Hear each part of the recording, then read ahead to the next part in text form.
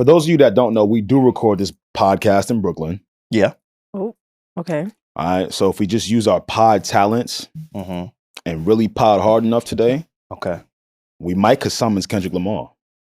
Drake said he saw him in that little ass apartment in Brooklyn, right? We could channel him. He'll feel our auras. I'm just saying. He'll pull up. Let's also watch our words, because if he is in Brooklyn, nigga probably could hear. All right. Okay. But again, we ain't gonna start right there. We had a nice, beautiful weekend. We have a lot of that in store at around, let's say, for like the 12-minute mark. There you go. Yeah. I saw y'all this weekend. But also, it's officially the end of my birthday month, guys. I'm feeling very somber today. I will say, Regi, you stood on business this April. I went crazy. Yeah. I went to like 4 different countries. I went to fucking off-roaded with Dreamville, and then now we threw a big bash at the end. Come on. All my friends were there with me. SaVon and Alex were there. Karen was even there, but Pierre was traveling the world. We'll get to that later. My bad. It's all good. I just celebrated my birthday. If you guys follow me on Instagram, you saw me posting about it like fucking for 3 days straight. But I splurged. I've always wanted to throw a party like that. Like just once in my life, like just invite, like on like a wedding type shit. Like invite everybody, do invites, literally 150 RSVPs, splurge on the open bar because I don't want to inconvenience anyone to come to my birthday. Like for sure. Nothing, don't spend nothing. I got you. It was the best day ever. You really know how to show up for your people. SaVon's name was in the bathroom. Was it on the soap? You didn't see our group chat? Oh, yes. She accommodates. I did that on purpose. Yeah. I'm in Germany. I'm like, wait, what? I'm seeing the text thread. I'm like, why is that's an exclusive? That's kind of tough. I'm not why gonna lie. is SaVon in every bathroom in Germany? Okay, for the people that are lost, SaVon means soap. Wait. The actual French pronunciation is SaVon. Yeah, that mean my nigga clean. And Creole, it's SaVon, same thing. Oh, give me your bag. All right now. So fresh and so clean. Yeah, I had a really good time at your birthday. It was a vibe. A lot of great people. A lot of people that tap in with us on the podcast too. Shout out to everybody who came up. I always think it's dope when people aren't afraid to be like, "Hey, yo, I fuck with what you're doing," because honestly, we walk in the room and I don't think anybody knows anything. All the time. I don't assume, like, I'm not the type of nigga that walks in and assumes like, oh shit, everybody knows you. So it's dope when people can acknowledge the work that we're doing. So shout out to everybody at Regi's party. Shout out to Regi for standing on business on the month of April. I have never seen a woman celebrate for 30 days straight and not miss a day of work. Period. She was like MVP of the whole fucking year so far, and you just turned it up a notch in April. Shout out to Regi, guys. Thank you. And now that you mention it, I almost forgot. Well, I could talk about it now because it kind of like settled. But even after, midway through my year-long birthday celebration, I went to Mexico. I got back Monday.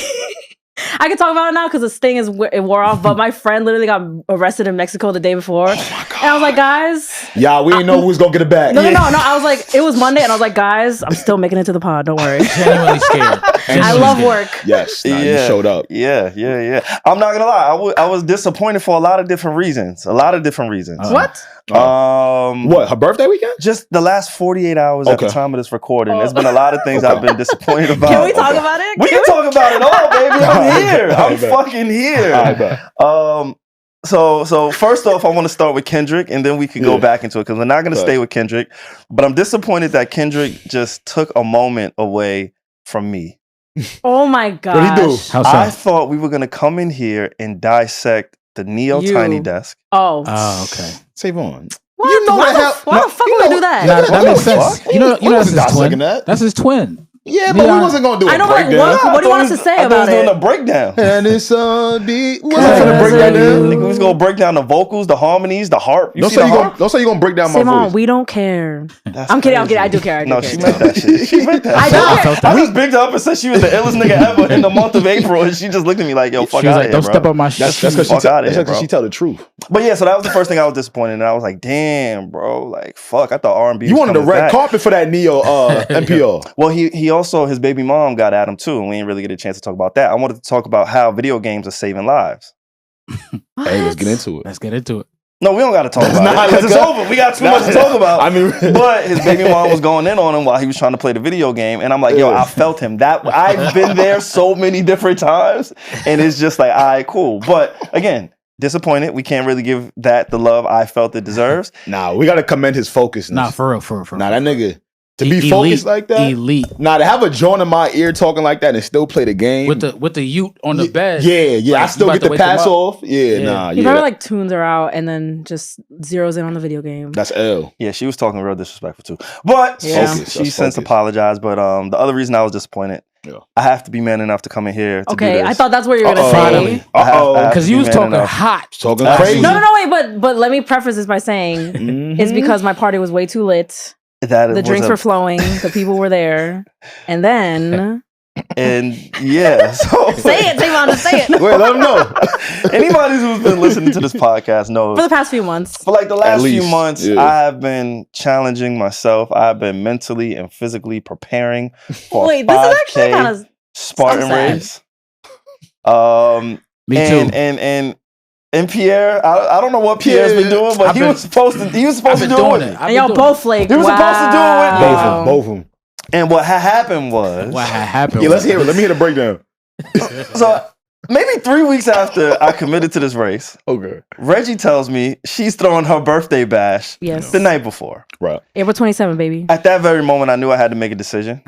Business decision. And up until I walked into Regi's venue, I was going to go to the party. No, you know what he said to me? So the open bar was for 2 hours. Yeah. And I was mad because the most important people that were supposed to be there were Alex and SaVon. Yeah. They mean so much to me. Yeah. But they walk in so fucking late. I did. And then SaVon says, I missed the open bar on purpose because I'm preparing for my race. Word? I got that 7:31. I kid you not, Regi. No, you did. The He's not even trying to be funny. Ended at 7:30. I walked in at 7:31. I was focused. That's maturity. Oh, you waited. All right. I'm like, I'm not gonna get free drinks. Everybody knows I know how to run up a tab. I know how to get a bottle. This is what we do, right? Like, when I saw open bar, I'm like, damn, Regi, why are you doing this to me? I thought you kind of fucked with me a little bit. But nonetheless, I'm like, I'm gonna show up for my people. Yeah. I love when we all step out. We don't do it as often, so it's cool. It's a moment when we do it. I'm like, bet. Fuck it, I'm going in. But I told you, I was genuine. I was like, SaVon, this race, you've been preparing for 4 months. I will not be offended if you don't come to my party. Please just stay home and rest. Go to the race. I said that. I said that. Can we break down what a Spartan race really is for the listeners? Because you trying to clean it up real nice. He wouldn't know. He didn't go. Oh my! Stop it. That's true. I went last year. That's crazy because I saw your man. I seen some niggas. Your man went. I seen some niggas I seen some niggas He was working hard too. Nah, they was doing their thing. Nah, but break it down with like what the Spartan race looks like. So Spartan race, anybody, just use your Googles, man. The Spartan race, he don't know. It's some obstacles. You carrying shit. You climbing over rock walls and mud crawls and jumping barbed wire and jumping over fire pits. And it's a challenge. It's a mental and a physical challenge. And I committed to it. And then I bailed in the sake of alcohol and Regi. Thank you. You let Nas down? And I'm not gonna lie to you. Nigga let Nas down. I know Regi did give me a built-in excuse to like not go to her party. But for somebody who celebrates their birthday for 30 days and has one day dedicated to them with their friends, I felt like that was a setup. It's like when you go out with your girl. He didn't know you was cheating. No. I'm like, yo, baby, you hungry? She's like, nah, I'm good. I don't want to. I'll just get a little salad. She get a little salad. You got a little steak and burger. Okay, I'll let him go. Right? I'll let him get go. a little fries and burger. I'll let you and go. Now she fucking up your fries. That's not it because every single year for the past 3 decades, my birthday has been April 28th. No one told you to fucking sign up for a Spartan race randomly to prove a point. Okay? Nah, tell him. Because when he told me he was doing a Spartan race, I was like, for what? And then, let me fucking wait. Like, Alex doesn't help. Because I didn't help at all. No. Alex and all of his amazing friends, and Steph, shout to God. They sat in a semicircle, looked at me and said, nigga, you doing what tomorrow? They said, oh, you're bugging. Now, mind you, one of his friends is really, really fit. And he said, nah, I would never do that shit. Oh my God. Thought about it like, wait, hold up. You putting the blame on my homie Steph? I'm putting the blame on all you niggas. That's crazy. No accountability. It's everybody's fault except for his. See how that works? Yeah. Everyone was just like convincing you, like, Well, why do you need a pro? SaVon was like, wait, the buff nigga in here wouldn't do this? Yeah, and that's when I had to second guess myself. Like, I be seeing this nigga on Instagram every other day. I'm crying, looking like Billy Blanks. And now I gotta get my ass up and he can't do it. Yeah, hold up. I might sit this one out. But how do you feel? Are you like whatever? Or are you like, damn, I'm disappointed in myself? I was disappointed. I'm not gonna lie. I was disappointed. SaVon. Yeah, my first, I'm back in therapy. Okay. Thank God. Okay, it's like wait, hold on. Thank God. It's like a little trade-off, you know? It's like a little trade-off. Yeah. He failed at the race, but he's winning at life. And you know what? I respect that. And mental health. I respect that. Alex, you're wilding. What? The fuck? Like, come on. Nah, because when you had some therapy in your life, man. Yeah, I needed this. You need it. Yo, can you guys, Reggie and Alex, can you guys tell the difference between when SaVon goes to therapy and when he's not in it? Oh, yeah. Yeah, for sure. Honestly, I can't, because when he told us that he wasn't in therapy anymore, I couldn't tell. Nah, when he was in therapy, he sounded like Kendrick last album. You know what I mean? Like damn, I was boring. Nah, hell no, I wouldn't say that. Crazy. Like mature. I'll put you to sleep and shit. Oh, nah, the album ain't put me to sleep. You never put me to sleep, brother. Come on. Neither one of y'all can put me to sleep. Y'all are too talented. Nah, I feel you. I feel you. It's crazy. What the fuck you on back there? What You huh? What'd you say? Not continue. It's cool. Oh, I forgot he has a camera. I had to reconcile with that. My first therapy session was the after? day after I didn't go to the race. No, that's real. So I caught up with my therapist and I flushed a little bit of that disappointment out. But I'll be back. I'll be better. I mean, it's like, I know we're making jokes. I know you committed to the race, but it's also like, I don't know, like, whoa, you don't have to prove anything to anybody. It's really your fault, bro, because don't ever put me around baddies before a race. What the fuck? What? You knew what time it was. I don't want to do. I got. You this know why I go to therapy. You know the girls love me. I can't live like this. I want to be clear. They was in there. They were in there. I'm so sorry y'all don't know Reggie. I'm not.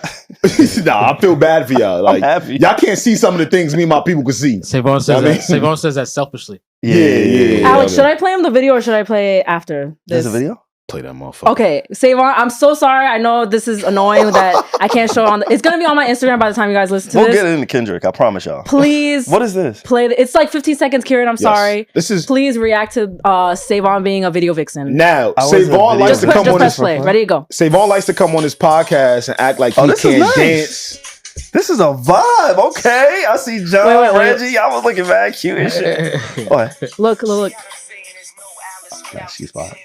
She's fire. See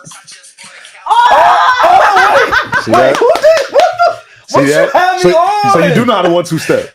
Yo. Okay, sorry. I'm sorry. I know that was. I had to show him. We got a really good, vibe with SaVon. He looks like he's in a fucking Drake music video. I'm gonna post on my Instagram. Don't worry, guys. What the fuck? For a dude that say he can't blushing. dance, you've been paying attention real well. Oh shit. You had a 1-2 in there, man. I'm proud of you. Nah, thank you for capturing that moment. He got coordinated again. Yeah, that shit was real. He looks good. He literally looks like he's like that wasn't the editing, in a right? Neo music video. Like he looks great. That shit wasn't the editing, right? No, it was him in all his glory. Trying to play me, bro. I just showed you that because I want to show you it was worth every moment. Yeah, it was. It was. And the next time I'm gonna pull through, and I'm gonna make sure it's not around your birthday. I'm gonna make sure it's not around our mixer, and I'm gonna make sure it's not around John's party. Smart. Okay, so I have to really remember these 3 dates, key dates, so I'm not around like any temptation the night before I gotta like run. This is what a weekend you had. Yeah, what an amazing weekend. And then doesn't stop there. I called Kieran this morning. And I'm like, hey man, okay, here we go. I need one of these days off, god damn it. Like these Tuesdays back to back. Like, so Kieran had a goal. He does not want us to miss a single recording for the entire year. That is his personal New Year's goal for the Need to Know podcast. Word? Oh shit. Y'all know my crazy ass with him. I love a day off. I love a day off. I love a day off. So I was so happy today. All 3 of us are like, we want a day off. No, I'm crazy like Kieran. That's true. Damn, he's really like our strict manager. Like, yeah. Kieran's like, y'all get no days off. No days I'm like, off. wait, the white man telling me that. Hold up, nigga. Hit a little different. Hold up, nigga. Hit a little different, right? Hold up, nigga. But Yo, Kieran back here with a sinister laugh. Yeah, well, you better watch it. All right. So I called Kieran this morning. I'm like, hey man, we're doing really great. We got a lot of momentum. The numbers is up. Yeah. The chemistry's there. We got a new set. Everything looks phenomenal. Pierre got a camera. Like, I really think we could probably find some time to take a little break. Also, Kendrick is not known for responding in a timely manner. So I really don't think we're gonna have any much coverage on this topic anymore. Then you had to apologize again, huh? 10 minutes later, I was apologizing again. You know what's funny? Shout out to Armand from Stay Busy. Also works with Regi at Vibe. Hello, big Armand. Big A. Hello.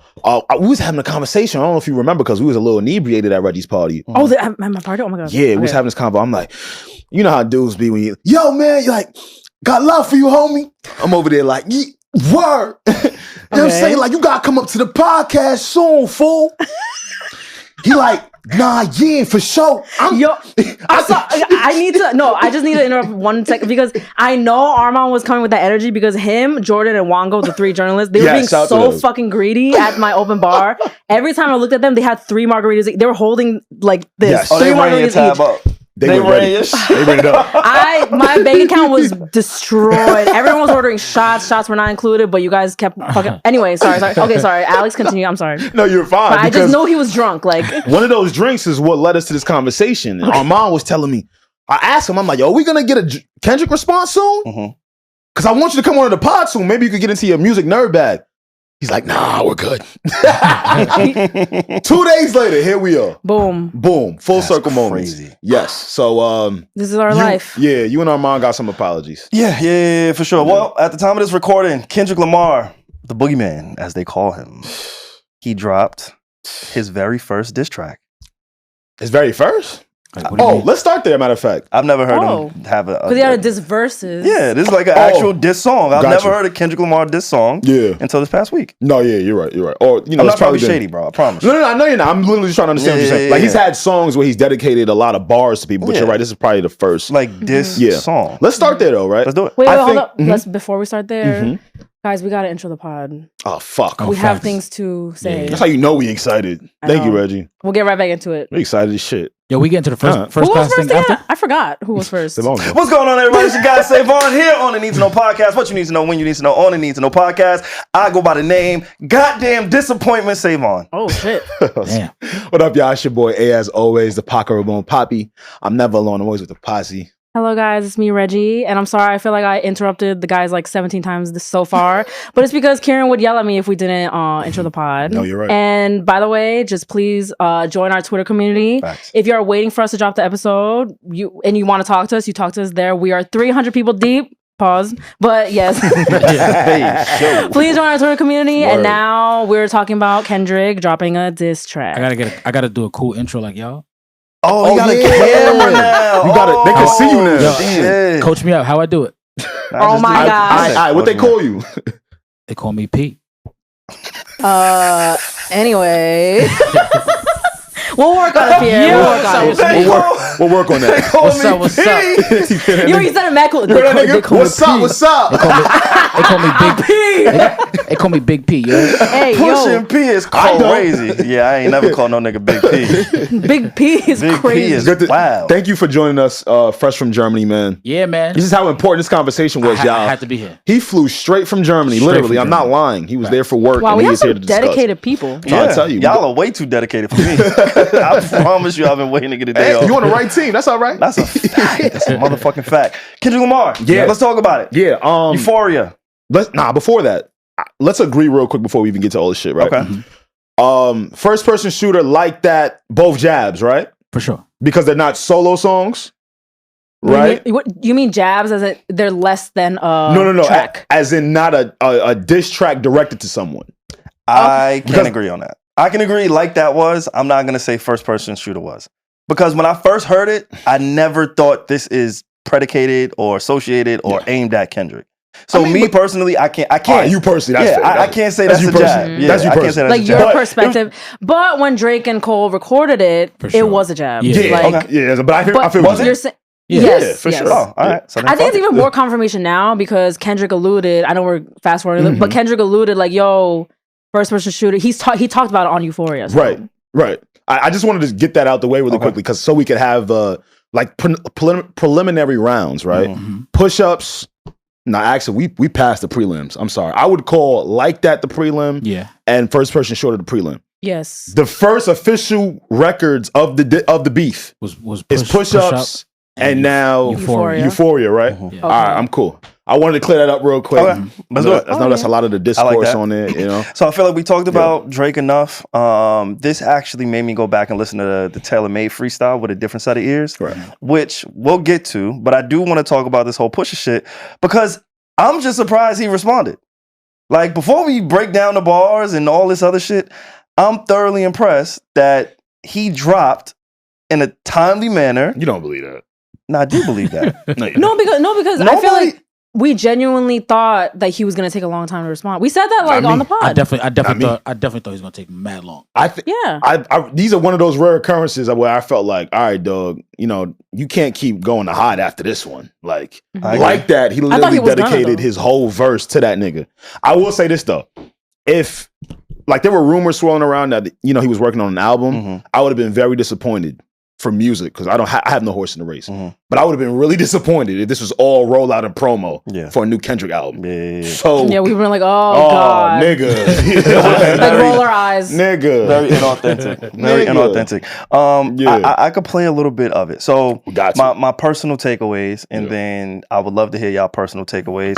It's a 6-minute track. We are not gonna break a 6-minute track down by fucking minute by minute, but I do want to kind of highlight some of the things that stuck out to me. I want to hear what y'all thought. And the first thing is I feel like he took a long time to really get to it. The song doesn't start for me until about 3 minutes in. What about on that little beginner part? I know it's softer. He says he's like a washed up actor and he's spiraling and he's a pathetic manipulator in the first 30 seconds though. So all right, but you're saying that's not really like it's whatever. So before he gets to like 3:30, I'll say around the 3-minute mark, he said a lot of regurgitated lines. And just his like own kind way, of mindless right? things. So it's things that I've heard, it's things that I've seen on the timeline, it's things that other people who have already dissed Drake have said. That's a problem for you? It's not a problem. Okay, because to me, I'm not gonna say it's a problem. Okay. But what I will say is, as somebody who has been following people who have dissed Drake, he didn't like open Pandora's box for me. He didn't say anything too shocking where I'm like, oh my God, this is fucking crazy. Like the shock for me was, oh wait, this nigga actually dropped. And then after the 3-minute mark is when I feel like he really kind of got in his bag.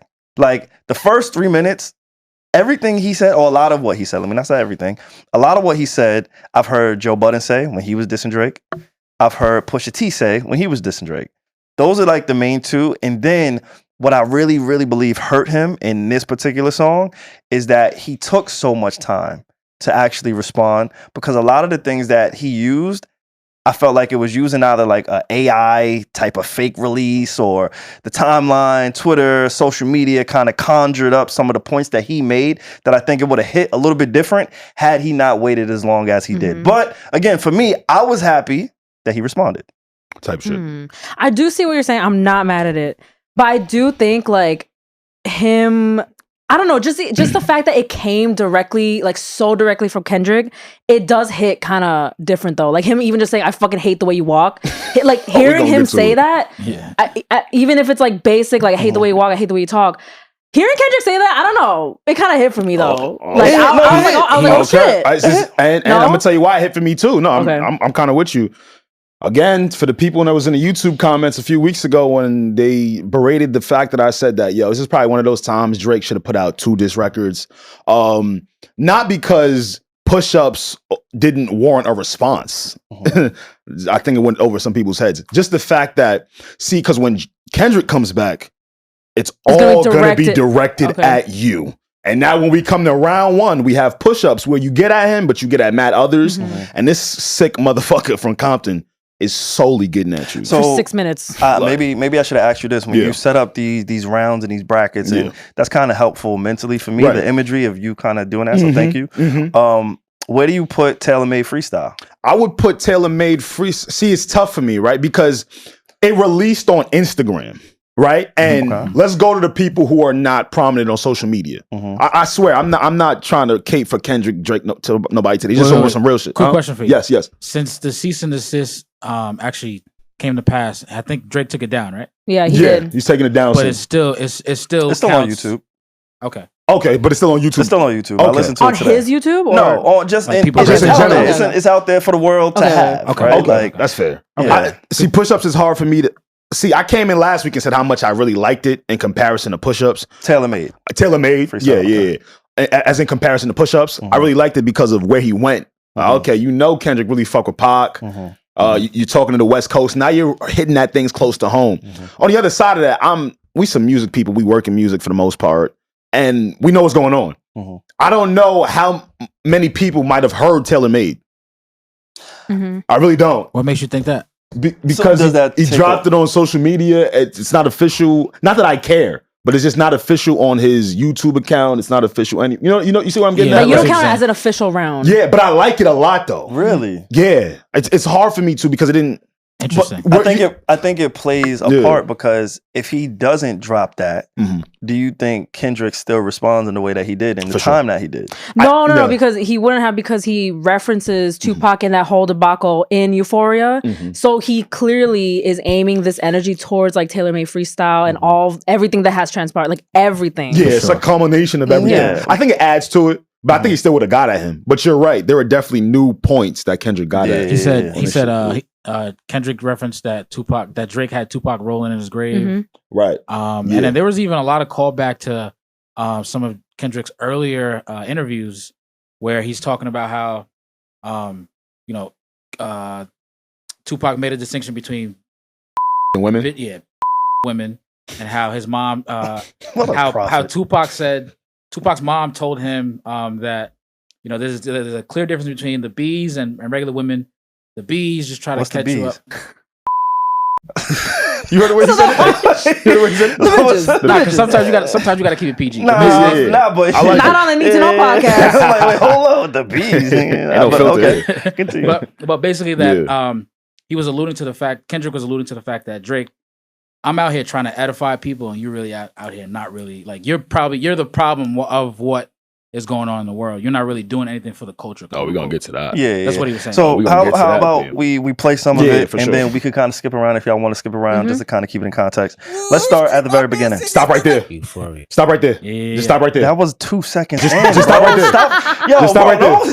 There's no way you heard some fire. Who wants shit got this monkey about? You ready? You ready? Fuck, nigga. Did you rehearse that? That was pretty good. I did. What the fuck? You AI? That nigga sound like AI. All right, just before you go forward, in that little reverse part, you know what he says there? Yep. Everything they say about me is true. Where is that pulled from?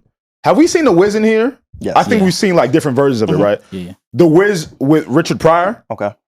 Now let's do just a little bit of history on The Wiz, right? The Wiz was somebody who people deeply revered, respected, and was feared, but at the end of the day, was found to be a fraud. Okay. To drop that before we even hear a ball from you, nigga, this shit is maniacal. Keep going, my fault. Euphoria. I was scared. I was scared when this came through facts. too. I was like, well, wait a minute. Like, what's going on? This ain't no spell. Getting neutralized. I can only watch in silence. The famous actor we once knew is looking paranoid and now spiraling. You're moving just like a degenerate. Every antic is feeling distasteful. Call that nigga degenerate. Calculate, you're not as calculated. I can even predict your angle. Fabricate stories on the family front, cause you heard Mr. Morale. A pathetic master manipulator. I can smell the tails on you now. Master manipulator. That stuck out to me when he called him a master manipulator because News to you? No, not news, but instead, like, opposed to being called a culture vulture, which I think is basic vocabulary within this space, right? Just calling somebody a culture vulture. I think a manipulator is something that's a lot more prominent.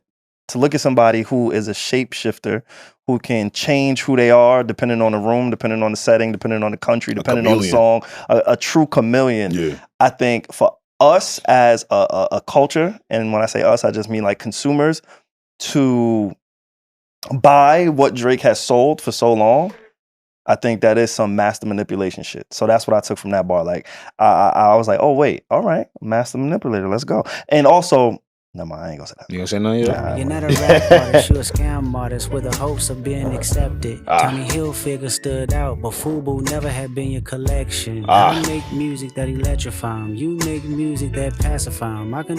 That's one right there. Stop Fubu. right there. Yeah, the Fubu bar. I mean, I feel like we knew. I mean, seeing the way that he was gonna do it is interesting, but I feel like everybody knew he was gonna go after like Drake's blackness. Yeah, I feel like that's like the main thing. Yeah. Oh, for sure. I'm glad you mentioned that, right? So that's not really like super surprising, but to see in the ways that he did it is cool. Yeah. I don't like that. I mean, not cool, but like I don't like that, bro. I don't like that. Rap beef? We've allowed Drake to be in this space. Yeah.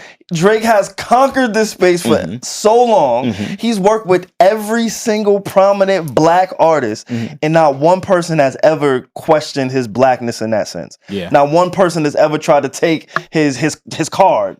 Never. But now it's convenient. I do not like this race angle at all when it comes to the beef shit. And rap beef? I don't like it. I thought nothing was off the table. It's not that it's not off. No, I'm not saying it's a low blow. I believe everything is on the table when it's rap beef. Honestly. So I'm not saying it's too low of a shot. Yeah. What I'm saying is y'all sense, already like it's played out. You saying like when Kendrick did Poetic Justice, you ain't hear that from him type shit.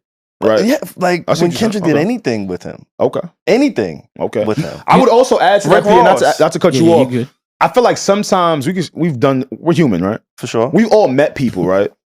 And what we thought of them originally kind of changes over time. Yeah.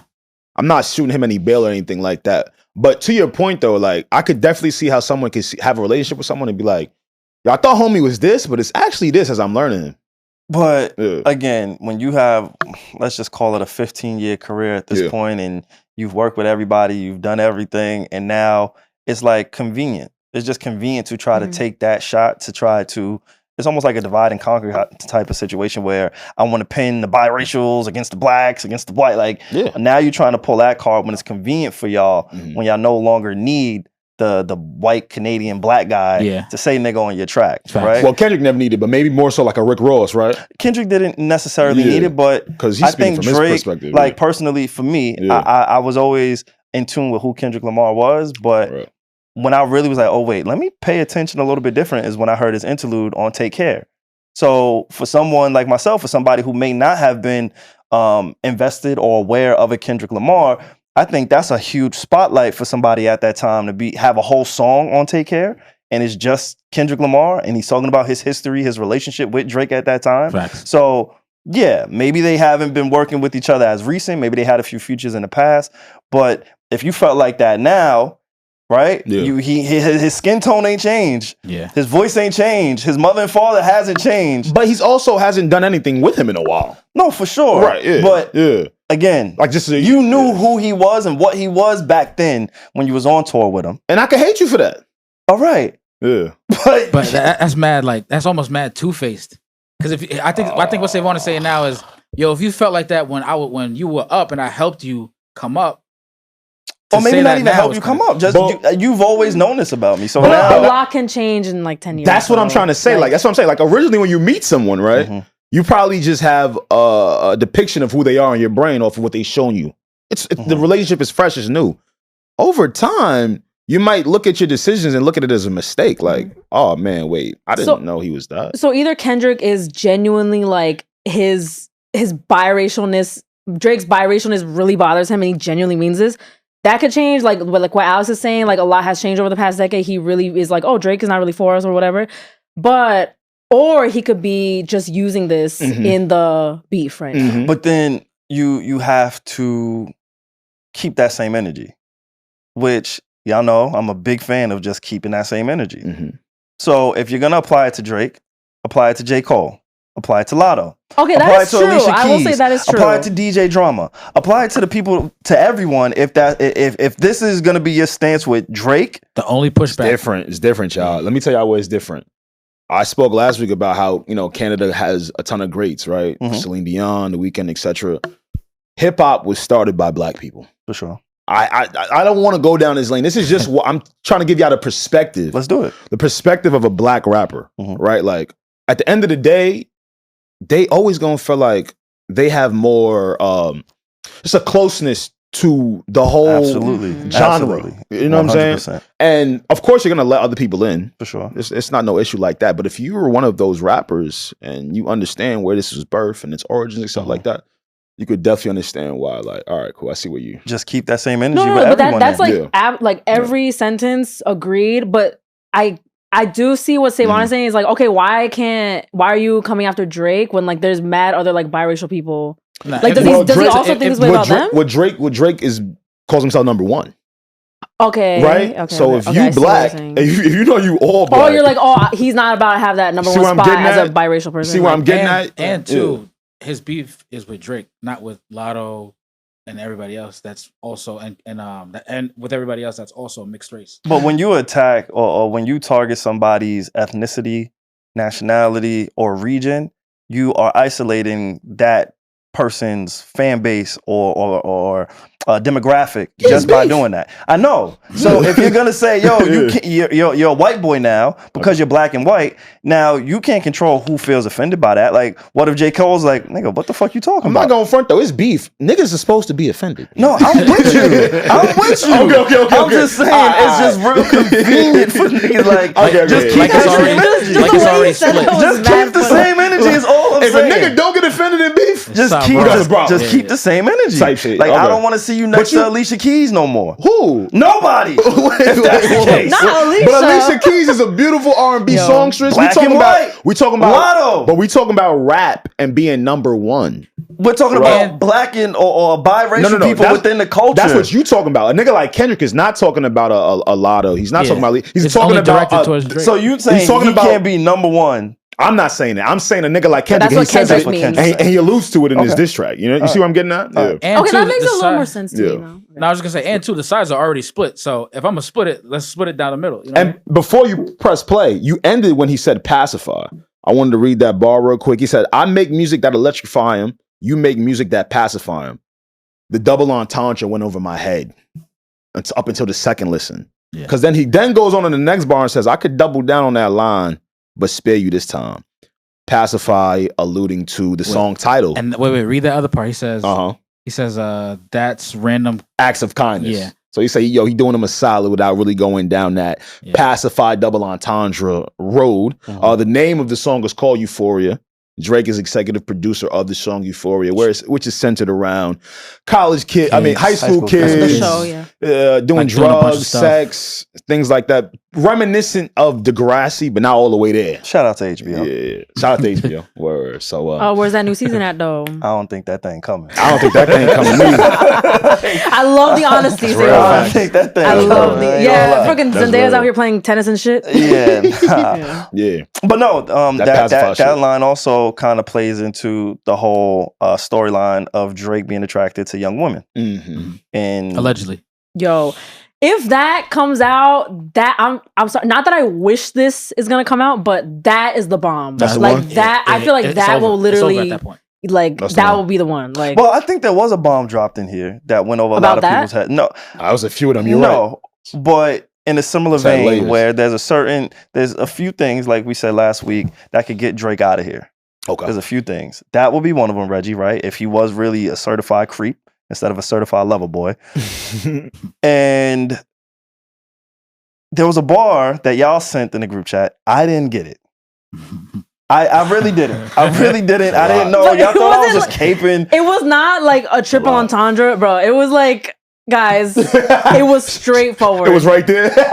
Regi was like, it was the simplest thing ever. Yeah, can we pull that up? Or do you want to wait till we get there? No, let's read it because I don't know where it is, and if we cross that bridge, we come back. But I feel like so it's when Kendrick said, "Have you ever walked your enemy down with a poker face? Have you ever paid $500,000 to like an open case?" And then he's like, "Well, people are." Thinking that very likely he's referring to the time that Drake paid out $500,000 to a sexual assault accuser to kind of just end 2019. 2019. See, what confused me about this one is the next bar after that, Regi, he goes, "Well, I have." Oh. I was confused. This is what I'm confused. That shit fucked my head. Listen to it. But it could be something there, though. It could be a double entendre. It could be a quintuple. I don't know. Wait, so I think the reason why he said that, though, is because of the Drake sexual assault accuser thing. Right. And then that's a bomb, no? Like, did y'all know about that? Is it just me? Nah, I didn't know about that shit. Yeah. That's why I thought it was good because it's like bringing up his dirty laundry. Like, but see, this is my thing also about alleged, though. Yeah, and see, that's my thing about just things being exposed during beef, right? Like, what did Drake expose on push-ups? I don't. I might have missed. It's not that he necessarily exposed, but he kind of poked at Kendrick's business. Okay, with 50-50. Dropping 50. Yeah. He mentioned his wife's name. That kind of just throwing it out there. I don't think anything like, and maybe that's what we have to shift with like this whole current climate of rap beef. Right. Is like exposing. Like everything doesn't have to be exposed. Sometimes that's what I'm saying, I just spit better than you. You know what I'm saying? So I don't think Drake exposed anything. Because people love push-ups. But I think a lot of people are hinting at, well, let me not say a lot of people. Drake and Kendrick are hinting at things that could go a lot deeper. Yeah, for sure. Right? For sure. And so I think that's what they're doing at this point. And I feel like Drake literally said it like at the end of Push-Ups, like, this is not all I know, don't wake the demon up. And he kept repeating that. And Kendrick alluded to that too. I feel like they wouldn't say that if they didn't actually have some stuff tucked away because they know how high the stakes are. They know the whole world is listening. Why would you just say that in an emptiness? So I really do feel like both Drake and Kendrick, I feel like they do have some bombs on each other. Not just Kendrick, not just Drake. And if that is the play, I get the sport of it. Like, all right, let's keep engaging. Or if they don't, I can see where they're like, you know what? I could really end you, but I'm gonna just let this keep going so that we can kind of build this thing. Yeah. So right now, this is round one. Hit after pacify, after he says the word pacify, I sped it up a little bit to 110. I'm out the way, I'm low, okay. Yeah, the island right here is remote, okay. I ain't thinking about no reaper, nigga. I'm reaping what I sow, okay. Got a Benjamin and a Jackson all in my house, like I'm Joe, okay. Hellcat, made his own boys in them types. See this whole part? He's not saying anything to me. Till they get chipped by your throwaway. He's rapping. Stop. He just said something. What'd he say? I want all of y'all to look up Future's middle name right now. It's Nadavius Demon, Demun, Cash. We know a Future song called Throwaway. So it sounded like a shot at Future and Drake. Like everybody want to be demons until they get thrown away. I don't know who he was shooting at there, but he was saying probably some Future. shit. Yeah, but I don't know what the angle was per se, but you're right. Definitely a Future shot, but is it a Future shot if he just did the record with him? Or, you know, I think he's trying to big up Future. I think he's trying to big up Future. Never mind. In a sense. And that's the other thing. Like, I don't want to have to think that hard, dog. That's crazy what you just did. Some people like that. That's crazy what you just did to try to pull a bar. Like, sometimes I do just want to hear. This is why we both like the Chris Brown and Quavo beef because they were just like, "Yo, I fucking hate you, and you're a crackhead." But see, that's why I fuck with Kendrick because he did get into how he hate that nigga. No, he did, but he balanced it out with that you know, the triple entendre. I think like again, we're at a minute and a half of this song right now, and I feel like I'm still waiting low key. Right? No way you feel that way. No, I'm waiting for the hit. Nothing that he said has hit like the up knockout until this punch. point. You waiting for the knockout Not punch. even a knockout. He's just rapping right now. He doesn't really rap until the second half of this song to me. Oh, you thought the money, the power of fame will make you go away. Have you ever played? Have you ever? Okay, nigga, let's play. Have you ever watch your enemy down like with a poker face? Have you ever paid $500,000 like to an open case? Well, I have. Well, that's the bar. Yeah, there you go. But I came out straight. I hate when a rapper talk about guns, then somebody die, they turn into nuns, then I feel like that was at J. Cole. Nah, that might have been just. I felt like that was at Let me reread J. that. Cole. I hate when I rap or talk about guns and somebody died, they turn into nuns. Then hop online like pray for my city. When Cole pray for his city? I don't know if he prayed for his city. I know he prayed in the city when he apologized to that nigga. His city prayed for him. But I feel like that was at J. Cole. Speaking of J. Cole, there was another bar here. I'm gonna fast forward to the J. Cole No, shot. he literally name drops Cole. No, it wasn't a name drop. Oh, it was another one? He alluded to it. Listen to this part right here. Let's do it. And I see two of them kissing and hugging on stage. Oh, well. Let me No, run that I back. heard that's about Jay-Z and Beyonce. Yeah. What? Wait, what? In what sense? There's the line is there's 3 goats and 2 of them are hugging and kissing on stage. I think he's saying that the goats are Beyonce, Jay-Z, Kendrick. And also a double entendre where it's like, oh, y'all thought I was talking about Y'all? Cole and Drake because I see y'all on stage together at tour. I'd rather do that than let a Canadian nigga make Pac turn in his grave. Cut the business, you got shit twisted. What is it, the brakes? I hurt your feelings, you don't work with me no more, okay. So that's how he sets it up. You don't want to work with me no more, okay. Yeah. And he said, is it your feelings? Because they've always alluded to the fact that Drake was in his feelings After Control. everyone else that Kendrick named on Control bigged him up and understood what Kendrick was doing, and they were saying Drake was the only one that really felt like, damn, you really just played me. Right. It's 3 ghosts left, and I see 2 of them kissing and hugging on stage. I love them to death, and in 8 bars I'll explain their phrase. Keep going. Oh wait, sorry. What's up? So when they say yes, still he go left, and I see the 2 of them kissing and hugging on stage. Oh, are people thinking like that's what Drake and Cole are like fucking like dick riding each other? 2 years, literally hugging and kissing on stage. I thought it was the Jay-Z and Beyonce thing. That's what I'm saying. I think it's a double entendre. I think it's a double entendre. Okay. Think, nigga. Nah, use your brain.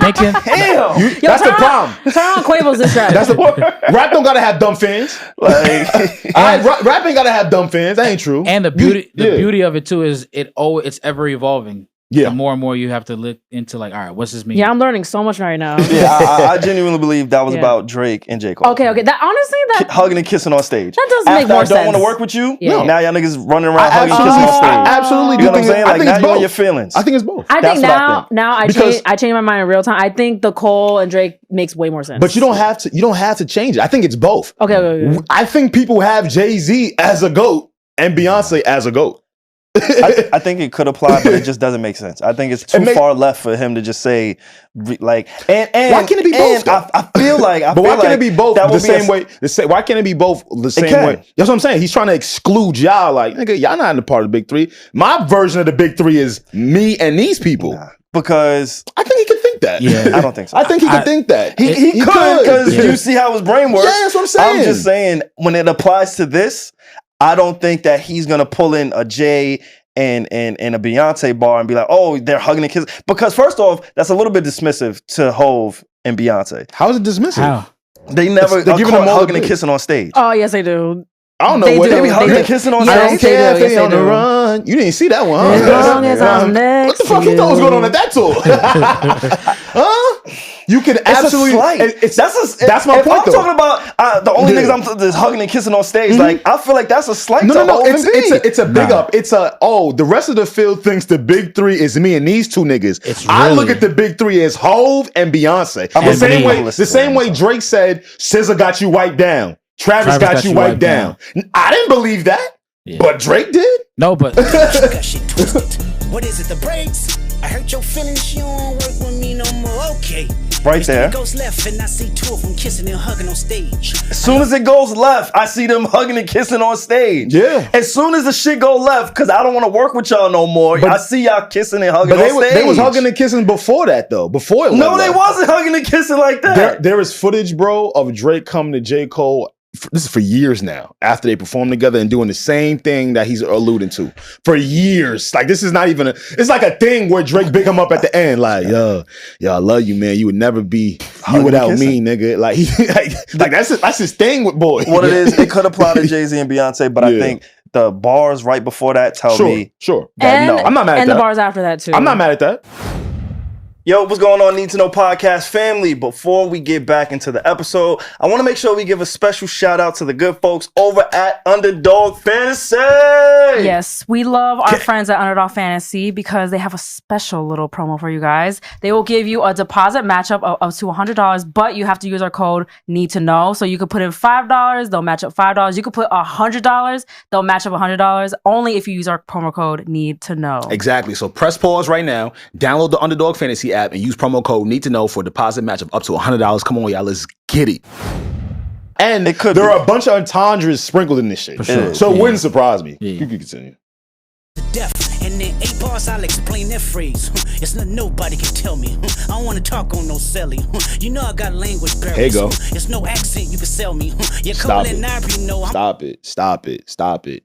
That shit was too disrespectful, bro. Like, it's one of those bars that sounds so light, but like when the intended recipient receives it, it hurt a little different. There's no accent you can sell me, meaning like you're probably very well spoken and the chameleon you need to be in every area of your life, right? When you get around the G's, when you get around the women, when you get around this person, you get around that person, and you sell it to the people.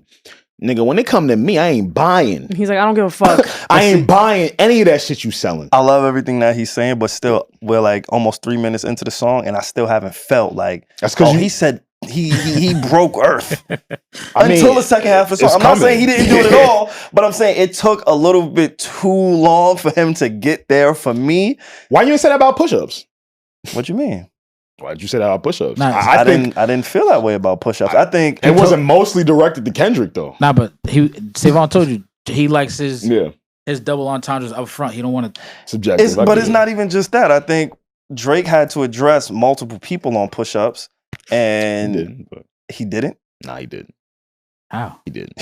How serious are people taking Rick Ross right now? On whatever fan base you own, how serious are people taking Rick Ross right now? But at the time, Just answer the question. Just answer the question. Nobody's taking him serious. But what does that mean? My point is, you shooting at Rick Ross didn't matter or nothing. Even though he made a whole diss track and a music video shooting at me, I can't shoot it back at him. It's not about shooting at it. It's about being focused here. If no one gives a fuck about what Rick Ross has to say, I can't agree with that. I mean, you don't have to agree with it, bro. I'm talking about the landscape, and we all viewing the landscape. Y'all just told me, bro. Yo, you became so stuck in your head. I'm not in my head. You just can't hear what I'm see saying. a different perspective. I'm seeing mad different perspective. The reason why I have a different perspective is why y'all are on that side. What? Explain. Go ahead. Continue explaining. Okay, cool. Now, the fuck is we explaining? Exactly. See, if somebody... Wait, what were we talking about? What the fuck is we talking about? If you trying to compare push-ups to this, and I was saying that he had to address multiple people on push-ups because there were so many people who were coming at him. But what mattered? Y'all just told me that nobody gives a fuck about the video. You hit the DMs like, oh, okay, cool. So if no one gives a fuck, but everyone gives a fuck about Kendrick's response, you did not have to shoot at them niggas. You could have got at them niggas on mad different singles on your next project. That shit could have been cool. We wanted everybody knows the battle we want, nigga. We want you and him. We got it, and we're gonna get it. I get it, but now we got it, and we're gonna get it. We are. But in the meantime, as a rapper, with niggas shooting at me, I'm going to address everybody who shot at me. You can do it. I'm gonna be clear here. You can do whatever you want to do, but now. We have round one, and like I said, there is push-ups where you shoot at him a little bit and you shoot at him. It's push-up / tailor-made. That's fair. You can put push-up / tailor-made, and this nigga got a whole diss track directed at you for 6 minutes straight. Now, whoever took it is subjective or not, but that's the facts of it now. But Alex, you still got to deal with that. Alex, you got to see after Drake responded. Yeah. Rick Ross didn't say anything else after that. No, he's still going. I'm saying like in terms of an album, he didn't say or a music a single. He didn't say nothing after that because no one gives a fuck like that. So if I responded to you and you're not really saying anything, it's over. All right, next. But see, you could there's what I'm saying is there's time to get to Kendrick. There's time to get to them other niggas. Right now is the time to get at Kendrick. You know what I'm saying? I just fast forward to about 3:18. Uh-oh. We hate the bitches you fuck cause they confuse themselves with real women. Then notice I said we, it's not just me, I'm what the culture feeling. Now you gotta stop. This is when I think he really starts getting into a different bag. How many more black features till you finally feel that you're black enough? I like Drake with the melodies, I don't like Drake when he act tough. You gon' make a nigga bring back Puff, let me see if Chubbs really crashed something. You're my first one like my last one, it's a classic, you don't have one. He's going crazy. Stomach that, didn't tell him where you get your abs from.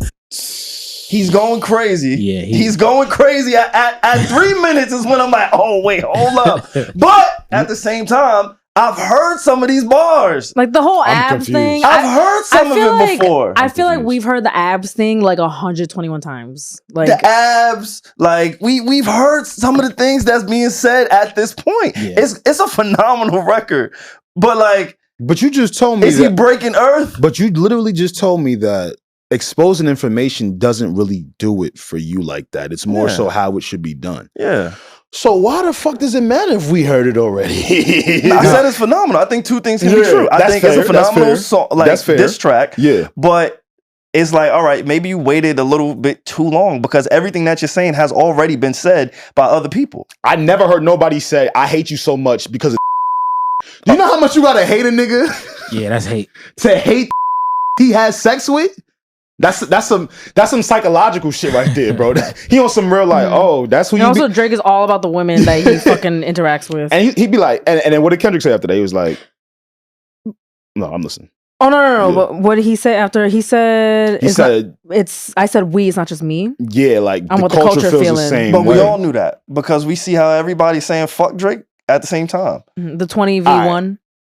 Let's before you play it again, right? and he's flipped 20v1. We're gonna get to that.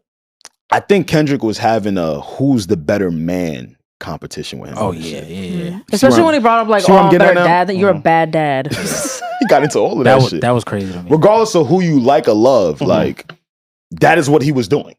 And if you're a man, a lot of this shit he was saying, even if we've heard the abs again, even if we've heard, like he about to bring up Sexy Red in a second. I know. Yeah. When it comes down to that type of competition, like who's the better man, he's smoking him on that. But did we not hear True that? or false? Have we not heard that before? From who? I don't know who I've heard it from. Who I heard it from Joe. Oh, I mean, well, salute to Joe, but I mean, it's not like a I mean, salute to Joe. That was pretty one-sided, though. Yeah. I mean, and Pusha T. Wait, when did Pusha T say? Wait, what are he? Pusha T poke holes in his character throughout that whole second verse about his morality, about fatherhood, exposing that he wasn't really being attached to his son at the time. The blackface, right? I'm sorry, that was the greatest rap you've ever. Nah, that shit was hot. That was, which is why I cannot believe we lived through that. Like whoa. I'm not even trying to be like the Debbie Downer when it comes to this Kendrick shit, but it's like, all right, everything that he's kind of saying, I've heard to a certain degree. Like nothing has been earth-shattering or new or breaking news to me. So you knew Kendrick Lamar was short, right? Yeah.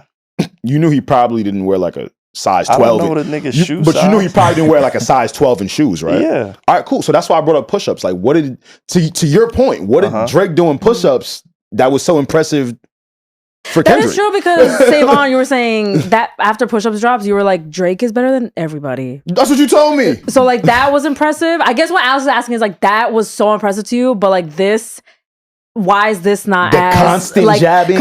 Why is this not like, oh, like earth-shattering as push-ups was? Like what did push-ups do for you that was so punch you in the face? I think the punch you in the face was like that for me when it came to Kendrick. Fair. Because that was the first time it was actually direct. Kendrick's side. You know what I'm saying? Like and that was the wow factor. That was the holy fuck Kendrick. Like that was the moment for me. I'm not saying that Kendrick hasn't provided that, but I don't think it happened with this track for me personally because I've heard some of these things be said about Drake already. But why are you using the same slight for Drake when he did that with Kendrick? That's why I asked you. You knew Kendrick wasn't a size 12, right? You knew he wasn't tall.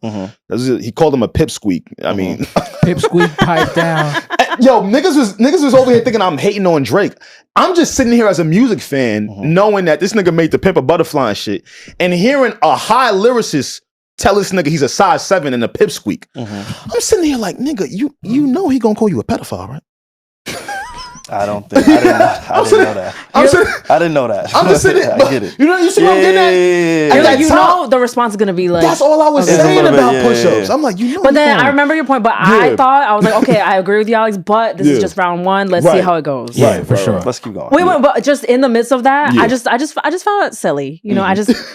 In the midst of what we literally just talked about, where it's getting bad, he goes, I like Drake with the melodies, though. He did say that. Like, even he couldn't deny that Drake be having the fucking melodies. Okay? But then after that, he said he don't like when he get tough, right? Hey, I love Drake. And I've said on this podcast multiple times, if Drake come out tomorrow and say, yo, I'm only doing R&B, you're going to hear no problems out of me. I don't necessarily need Drake. Need mob rap. Yeah. You don't need mob ties. I don't need mob ties. I don't need mob ties from Drake necessarily. That shit. I don't need mob ties. I don't need sicko mode. I don't need it. I'm cool. But I'm not mad at it. I'm cool. I'm not mad at it either. But I'm not mad at it. Because he's a rapper first. You said before that when Nicki's album dropped, you don't need her. Yeah. And then SaVon said this one Drake is that's that bag, right? I think that's when he's at his best. So I agree with that. Right. I 100% agree with that. You want to talk about the Puff bar? It's coming. Oh, we didn't go over there. 12, it's a fast one. Oh my God. Shot for the year. What kind of gun is that? Around like Daft Punk. Remember? Hey, Top Dog, who the fuck they think they playing with? Extortion, my middle name as soon as you jump off of that plane, bitch. I'm allergic to the lame shit. Only you like being famous. Yachty can't give you no swag neither. I don't give a fuck about who you hanging with. I hate the way that you walk, the way that you talk. I hate the way that you dress. Surprised she wanted that feature request. You know that we got some shit to address. That leads me to my next question. Reggie, you gonna say something? No. Sure? I was just being like, here we go. How do y'all like y'all hate? You mean direct or triple entendre? How do you like your hate? I told you. That's why Like, so you like this part? You like this part? You give it to me straight. This is when he got to it. That's what I'm saying. Like, it took him a whole song to kind of really start getting to it. Like, if anything, I'm like, all right, cool. Damn, nigga. I want my hate up front. Like, because I see a lot of people online saying, because we had a brief conversation about this last week, right? The origins of how this shit started, right? I think you had alluded to, yo, is it over a woman? Is it something that we don't know about? And remember, I kind of was trying to die on the hill of, nah, I just think this nigga from Compton and he from Toronto. He not respecting it. He just don't like him. He just don't like it. And like in hip hop. In hip hop. And we're kind of seeing more of that now. You get into this shit. It's like, oh, you really don't. Yo, no, go ahead, Reggie. I just wanted to point out I hate the way that you walk, the way that you talk, the way that you dress. That is a reference to DMX on The Breakfast Club.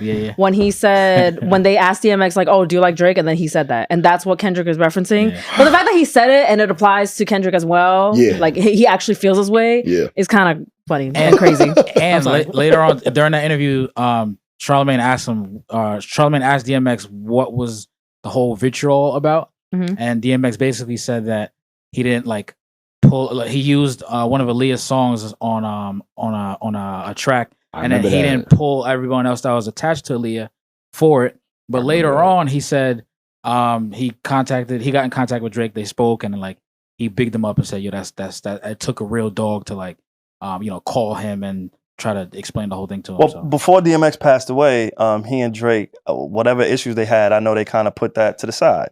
Leading to Views, actually, the 8-year anniversary just passed on Views, where Drake sampled DMX on there. So, at some point, DMX did feel how he felt about Drake. But then at some point, they kind of moved past it. Views was beautiful, by the way, too, man. I know that's more our era. I don't know who's listening or watching this.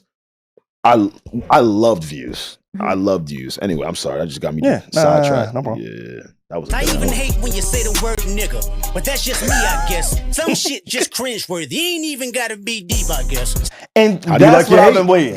That's what I just say, yo, I just don't like you, bro. Like, it's not even deep. I just don't like you, bro. I kind of fuck with him more for this, because if it was over a check or if it was over like some other discrepancy, I would have been like, oh, of course. We've been like, okay. This nigga just say he don't like the nigga. I just don't like you, bro. Like, I just don't like you, fam. I like the way you walk. When you see success, everything with me is blessed. Keep making me dance, waving my hand, and there won't be no threat. Stop it. Stop it right there.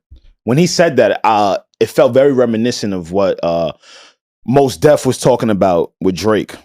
Now, he didn't use the same verbiage, right? He didn't say that, Drake's music is skews, of course, in that. But it felt very reminiscent of, yo, us lyricists here. We think your shit is shopping music. not only that, but we're okay with you putting that product out. Because we know there are people that enjoy that, but us lyricists also understand what that is. Yeah. So again, back to him saying Drake called himself number one, being number one. A nigga like Kendrick gonna feel like, nah, nigga, hold on. Like, I'm okay with the just hold on, you're going homes and the singing joints, but when it come to you being number one and all that, nah. Oh, well, he's like, oh, just keep making me dance, and it's fine, whatever. Just stay in your lane, like type shit. Okay. When you claim number one, that's very like belittling. I feel like very much so, very much so. When you do that, it's like, boy, but where's the man? Cause I ain't seen him yet. Matter of fact, I ain't even bleed him yet. Can I bleed him? When I see you stand, I love when he does that, bro. I don't want in that time, like at least 8. Bleed him. I love when he does, like he drops his voice. I fucking love that shit, bro.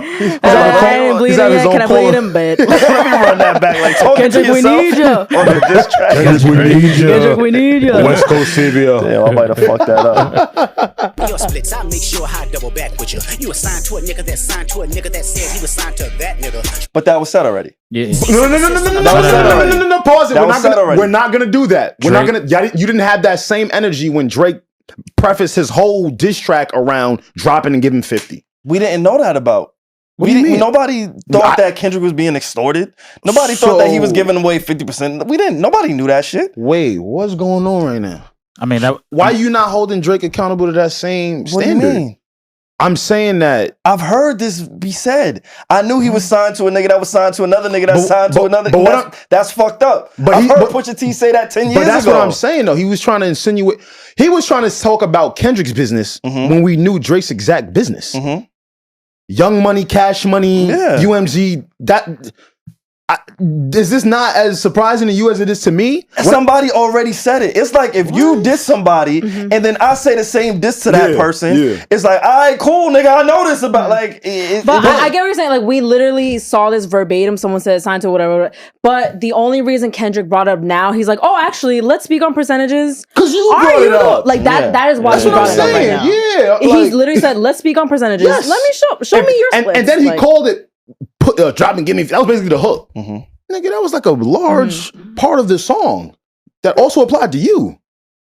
Oh, what, you ain't like that record? Back to back, I like that record. I'ma get back to that for the record. Why would I call around trying to get dirt on niggas? Y'all thinking my life is rap? That's whole shit. I got a son to raise, but I can see you don't know nothing about that. Waking them up, no Pause nothing about that. If it is true that Drake sent a cease and desist over like that, and then Tupac's estate went through with that cease and desist, that's a point on the board. But I don't really give a fuck about that point.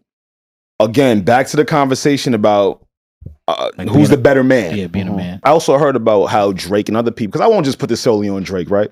Just having rap beef where you're soliciting information out of others to get up on a nigga. He's talking about like, bro, I would never. I got a son. See, that cuts deep when you know Drake got a son too.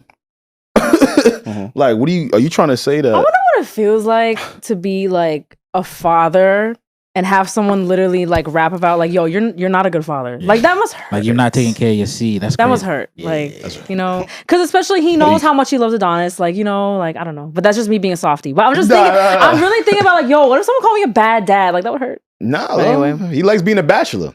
Not his fault though. But he's probably a great dad to Adonis. Yeah, and a lot of that is probably centered around, you know, he was trying to shoot at his last project, Kendrick's last project, Mr. Morale and the Big Steppers, where he did insinuate about having affairs maybe outside of his marriage. And, you know, just some of the discrepancies he's had to work through as a man, even while having his father in his life. So I guess for Kendrick, it's more like, all right, cool. I'll say this. What's impressive about this before you play it is his ability to, I control like how you troll Drake. I might not do the Instagram games or the Twitter and all of that shit, but I control on records the same way you do, but also show up as the 36-year-old man I am. And that's where it's a double-edged sword. And to your point, I think that's the bag he's gonna have to get into if we reach another round, because Drake did say on the TaylorMade freestyle, he said, "Yo, I'm waiting. As soon as you drop, I'm dropping." Yeah, he cooking right now. He legit said, as soon as you drop that shit you're going to drop, I'm dropping. And if he drops again, I think that's going to force Kendrick to do what it is that he said he's going to do. And it's going to have to go to political beliefs. It's going to have to go to religion. It's going to have to go deeper than just calling somebody a white boy. It's going to have to go to the background. It's going to have to go to the people that you haven't helped, the people you haven't spoke to. It's going to have to go there if it's going to be anything, which is why, again, and I'm not like, I am biased because I fuck with Drake more. But I respect Kendrick and I respect what he does and I respect what he stands for, especially as a black man, seeing him take his art to the highest level and winning all these awards while speaking to a message. Like, I can appreciate that. But I can also appreciate being in the club, popping bottles and smoking hookah with some baddies. Like, what the fuck? When I go to Reggie's birthday party, I want to hear Drake. I think, but sorry. Like, so I can see both, right? Yeah, for sure. There's a duality there. There's two sides. There's a nuance when listening to both of these people, but when it comes to Kendrick's raps or song, let me not say his raps, when it comes to this song in particular, I'm just like, all right, I know there's more there for Kendrick. And he didn't give me much. You know what I'm saying? Like, for me, as somebody who has heard Joe Budden diss Drake for 4 songs straight without a response, somebody who heard Pusha T go, like, I've heard a lot of this stuff. But you would agree that you missed a lot in the no, song, for sure. right? I'm not saying it's not your fault. I caught everything. And not your fault, though, because it's very layered in that sense. Absolutely. You know what I'm saying? For me to pick up. And this shit dropped like 2 hours ago. So don't mind us, y'all. So there's still things for me to pick up.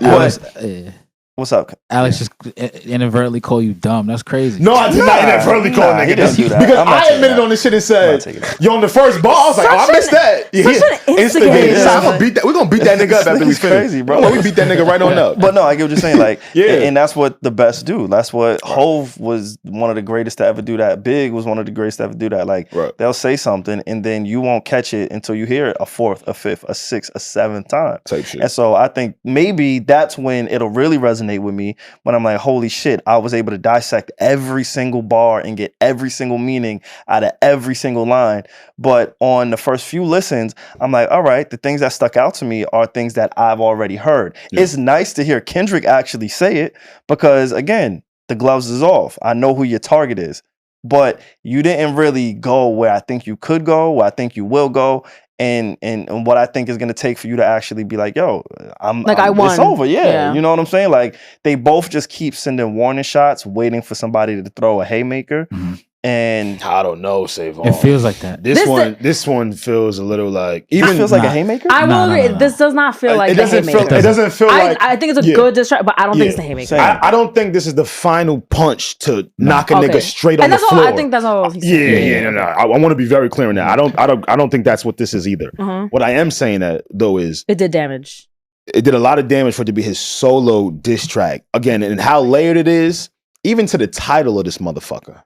Euphoria, bro. Like you're going very, like you said, we know where else he can go, and we're probably going to see it in the next round. But you don't think he has more, Regi? No. I didn't mean like. I meant like, oh shit. Oh shit. Like, I know it's coming. I know it's coming. If Kendrick does what SaVon says and hits that political and that racial part, because Drake has never done it before. He's never spoken to the plight of Black America and some of the stuff that's been going on in Black America. So if Kendrick does go to that, it's gonna be interesting to see. He got to be careful now because I love all of that shit, but he has the chance to lose a lot of people going down there. Kendrick. Okay, I'm glad you said that. Yeah, because I was just thinking the thing that's gonna make this great, like one of them have to crash out. Yeah.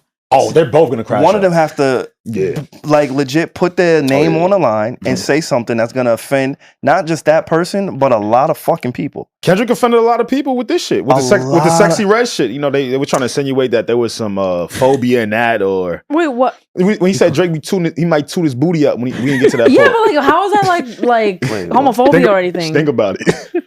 Nah, explain that, ball. Just think about it. No, because he's saying like, no, but he's basically saying that Drake wants to be a bad bitch. I've seen people on Twitter say, wow, like, why would you exclude him? Why would you try to exclude him from, even if he wanted to do that with Sexy Red? No, I mean, see what I'm getting at? Whatever. Like, I think the bar was like, yo, you stand next to girls like Sexy Red, you low-key want to be one of the bad bitches. Yeah. I thought that was a good shot because low-key Drake do be fucking like doing kissy lips on his selfies and shit. What's crazy is I don't know if y'all have like any homegirls that have said, yo, I love Drake. Not in a way where I want to be with Drake. I want him to be my bestie. Yeah, I want him to be like one of the girls. Like, I've heard that so many times. He does seem silly and quirky. That's the energy that he puts out into the world. Especially, like, we had a running joke for like at least a year on this podcast about his duck lip selfie shit. It's very awkward. And he shaved a heart on his head. I'm not against it, but I'm saying like I see. I get it. Like, I see where you going, bro. I see why Kendrick took that angle and ran with it. Like, I think it's funny. I understand why people could drag it to be like, oh my god, homophobia, but it's fine. It's fine, guys. But like, I need because both of them keep calling out the industry. So there was a line in here where Kendrick says something about fuck the industry. Yeah. And then in the Taylor Made freestyle, Drake also says along the line of saying fuck the industry. So both of them are calling out the machine and the industry. Obviously, both of them work alongside the machine, which is why they're the two biggest hip hop artists in the world right now. Yeah. But it's going to take one of them to literally crash out and burn the machine down for somebody to actually win, in my opinion. Like, yo, Kendrick called him a lame when money is still a lame. No, that's cool. And that's cool. Like, that's cool. But I need like a real crash of like, you might want to mark this, I don't know. I need Kendrick Lamar to shoot at Drake. That leads to DJ Khaled. That leads to I need I need SaVon. a crash out. I need these niggas to burn bridges. I want to hear a he keeps going. We need to burn this shit down. Like you want literally like a world war. Like I literally need them to burn. I need them to sacrifice, risk careers, bro. Like, what else do you have to lose at this point? Y'all are already goated. The only way one of them is gonna win is if they put their life on the line. And when I say their life, not physically, musically, and maybe their reputation. Like J. Cole. Yeah. Yeah.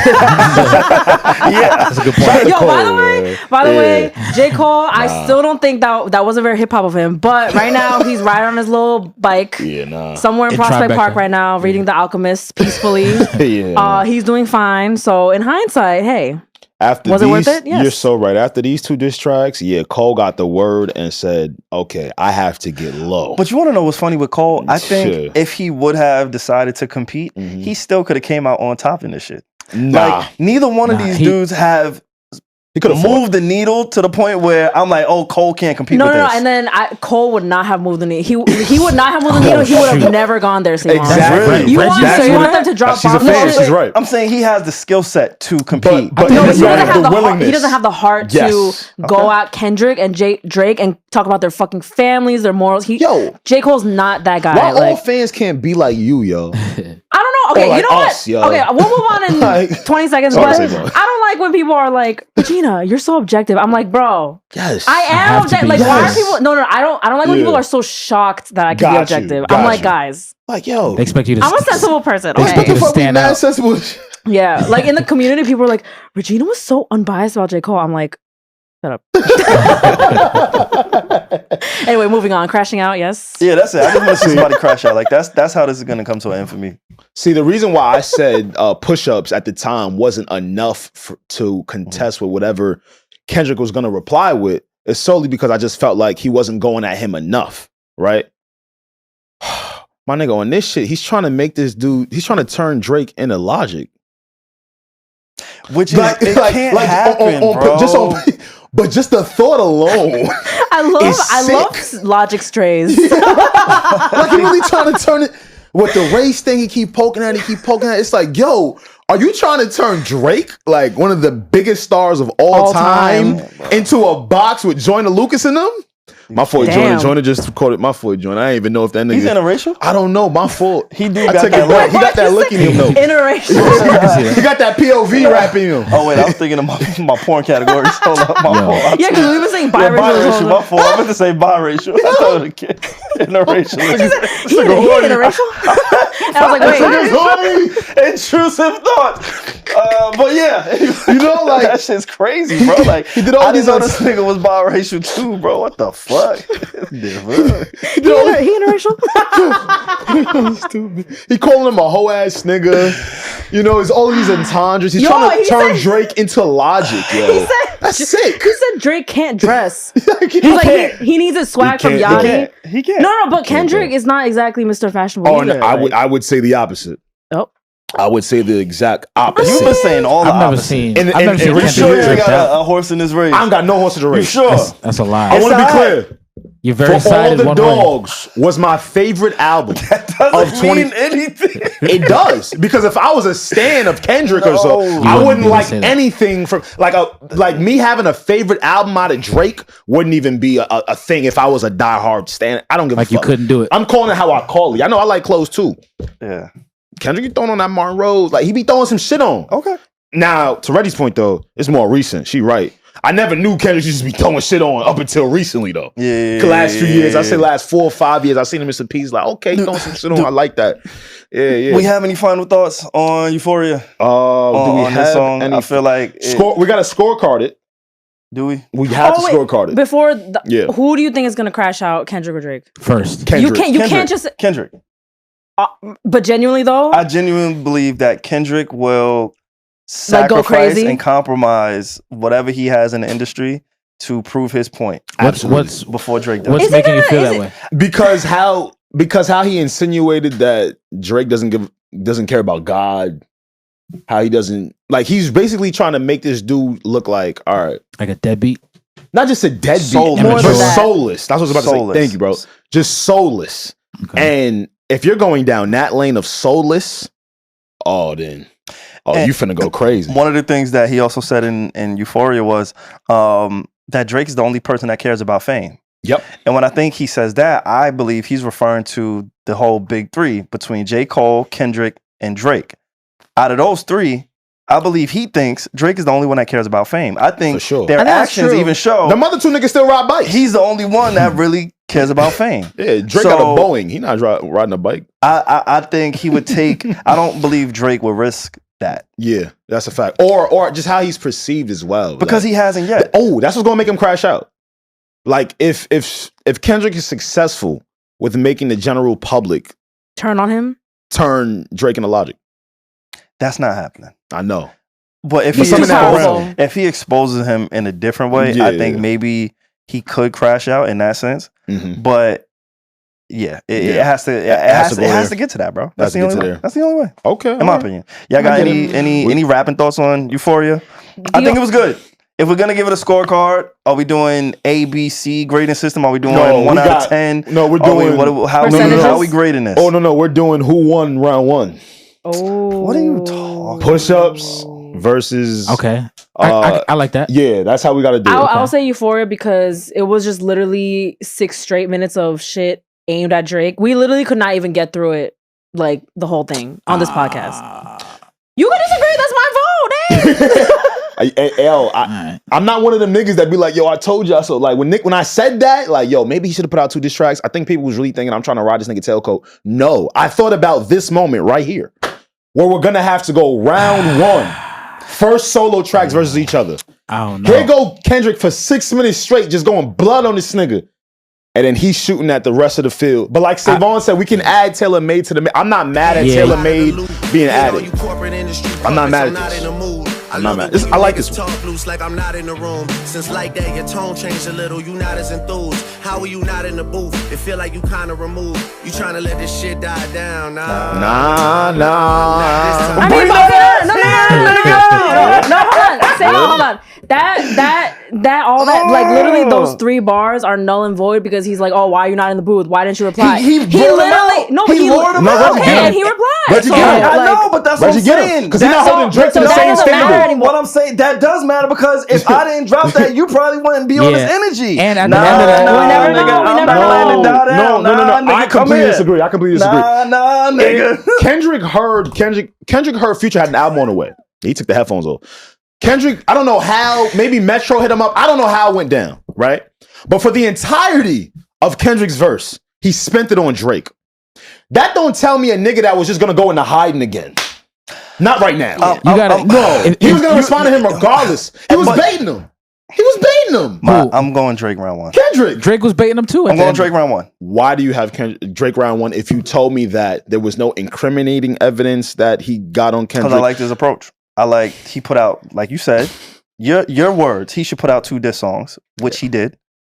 The second diss song, I think, was ultra creative with the AI. I agree. The perspective from Tupac, from Snoop on the West Coast, speaking from their views with the Dr. Dre-like type beat. I think it was super creative. But what about push-ups versus Euphoria? I feel that's like you have to have to combine both of them. Yeah. You gotta be, it's too. I'm not mad at it. I'm not mad at it. I'm really not mad at it. Because it happened. Like, just because it's not an official release, it happened. But my answer to you is, what about, like, a lot of people heard push-ups. I don't think a lot of people, and this is not me trying to defend him, I don't think a lot of people heard Taylor Made freestyle. Not just our age range. Like, I'm talking about niggas older than us that like rap beef, right? Like, if niggas is not on Instagram or just on YouTube, yo, where's Drake's AI freestyle that got taken down because of maybe a potential cease and desist? I just don't know how many other people. I don't know because Euphoria also only dropped on YouTube for the first few hours. Yeah, then he went right on DSPs the same day. But I feel like we're in the digital era. I'm not mad at it. Everything is accessible. Yeah, so if you want to find it, they don't get it on Apple or Spotify or something like that, it's still out into the world. It's not like we can't get it at all. And even there's a lot of people who download things with these 2 songs. I haven't seen as many MP3 files since like 2012. Right. You know what I'm saying? Like, people are making sure everything that comes out gets downloaded, gets sent out. Yeah. So I've even seen Power 105. I have to like keep it in perspective. Like, it's push-up / Taylor Made freestyle for me. That's round one. That's fair. I can't separate the two because I think TaylorMade played a part into why Kendrick responded the way he did. That's why I'm not mad in at the time that he did. I'm not so mad. round one for me, I got Drake. Okay. I think Kendrick. I picked Kendrick, but I do think I'm telling you. I said this on the last episode too. Before anything happened, I think Drake has a bomb. Yeah. On Kendrick, I do think he has something on him. Yeah, I don't think he would say what he said on. So I'm not like, push-ups. oh, he lost. I would hope he didn't say what he said on push-ups if he ain't have some round one. Round one, I got Drake. Okay. And two, I feel like you got to give it some type of bell curve because Drake did respond. No, I'm saying Drake had 8 people that he had to respond to. I don't agree with that. Kendrick. I hear y'all, but Alex doesn't just agree with that. Who's your vote? I got Euphoria. Pierre? I got Euphoria. I'm on Drake. Okay. Oh, it's a little even. It's a little even, straight down the middle. Cute. Yeah. We'll see what it And goes. I wanted to give my reasoning. There was a lot of disrespect. There was a lot of personal shit we got to. Though we heard a lot of trolling with the one I like. Like TaylorMade is my favorite of the two. It was trolling. You were kind of poking. All of Euphoria was very fucking direct. And a ton of vitriol behind it, down to the cadence of his voice. Again, push-ups, why I'm down on that hill with that is you respond to all them other niggas when you could have just spent your time here. But Drake rapped really well, and I know he coming back with something. Oh, you know what could be a little confusing? I know we literally started with this, but now I'm realizing people could do like that versus push-ups, and then now they think Kendrick, this is like a separate round That's now. why That's why it gets a little confusing. That's why I wanted to be clear. But we did this discussion based on what we decided. Yeah. I'm glad we got out the way. And also, I think it's funny when he made fun of the only thing that we didn't get to when we didn't play the music is Kendrick imitating the Toronto accent. It was funny, but also it's like, yo, Drake is just from Toronto. Like, he's literally from Toronto. That's how he talks. Nah, I know it was funny though. I liked it. Like, you're it was so funny. right because it made me remember how he ended it. He harmonized "Don't Say Nigga No More." After making fun of a nigga accent, that's like telling a nigga that come to America, right? Like, yo, speak English. And then telling him he can't use certain words unless they English. Like, that's fucking. And then at the end of it, he goes, stop. But Rick Ross already said that. Again, so you why told are me, you so impressed? Because no. You told me earlier that doesn't mean anything. It's about how it's done. So to answer you, it's about how it's done. Okay, so you like his approach better than Rick Ross's? I like both approaches, but again, no one gives a fuck about Rick Ross's responses right now, respectfully. And you know it too. You know it. Last week you told me like, oh, this nigga, he trying to add him. Mad people who said, why is Rick Ross trying to add him? No one cares. No one cares. I agree. No one fucking cares. I think even Rick Ross doesn't care. Yeah, he is doing it because he Rick Ross likes to promote everything. So. No, hopefully the industry is on alert where they should get the memo. Everybody needs to just clear out officially now, right? Like anybody that does anything that shoots at Drake or whoever decides to maybe shoot at Kendrick, I don't know, but any shooting at those two guys, if it's not from them directly, like I think I need to just sit this one out, clear the way, just let the final round, the final boss versus the final is Goku and Vegeta. All right, like Goku and Vegeta, just go at it. Hey, Ultra Super Saiyan mode. And don't be fucking Yamcha. Please. Hey, Gunna, you caught it stray. This ain't your time, homie. Yeah, when he tweeted. Homie tweeted, hey, what's happening? We're like, not right now. Yeah. Just not right now, gang. Like, relax. We're gonna call you back, nigga. You could go drop an album 3 months, 4 months, nigga. He's doing okay right now. You know, he had a good song. Not right now. Fuck you, me. Like, you know, it's to SaVon's point. Not right now, gang. Everybody clear the way. Everybody clear out. I just want to say, like, can we just appreciate? We're literally like living through like hip-hop something history. Like a golden huge, era. like, and we're documenting it. Like, just this is actually pretty amazing. Absolutely, because we don't know when this is gonna end. That's what's so interesting. Like, what about if it this gets to me. crazy? Like, you know, like literally crazy. Nah, we don't want bodies talking. No. Regi gangster, you heard? First off, what the fuck? In hip hop history, I mean, Gangster shit. nah, and they both fucking died. Oh my god. Kendrick, we need you. Kendrick, we need you. The West Coast savior. We need these niggas. Hold on, Regi. That was so cute. These two at the same time. Kendrick, we need you. No, guys, I'm sorry, I got a little carried away. Listeners, I don't mean to frighten listeners. But no, Crash Out is cool. Like I miss hearing about shootouts and shit. Like we need that. We don't need nobody dying, but we need to restore the feeling of that. You just want people to almost die. No violence. No violence. Niggas got to get shot at. No violence. That's no why violence. you have entourages. That's terrible. That's terrible. This is terrible. What the fuck? We just lost Takeoff like last year. Yeah, nigga.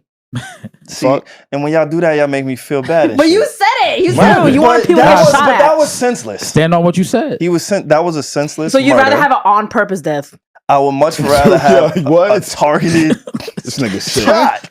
Oh my god! What the fuck? This is so problematic. But don't hit him.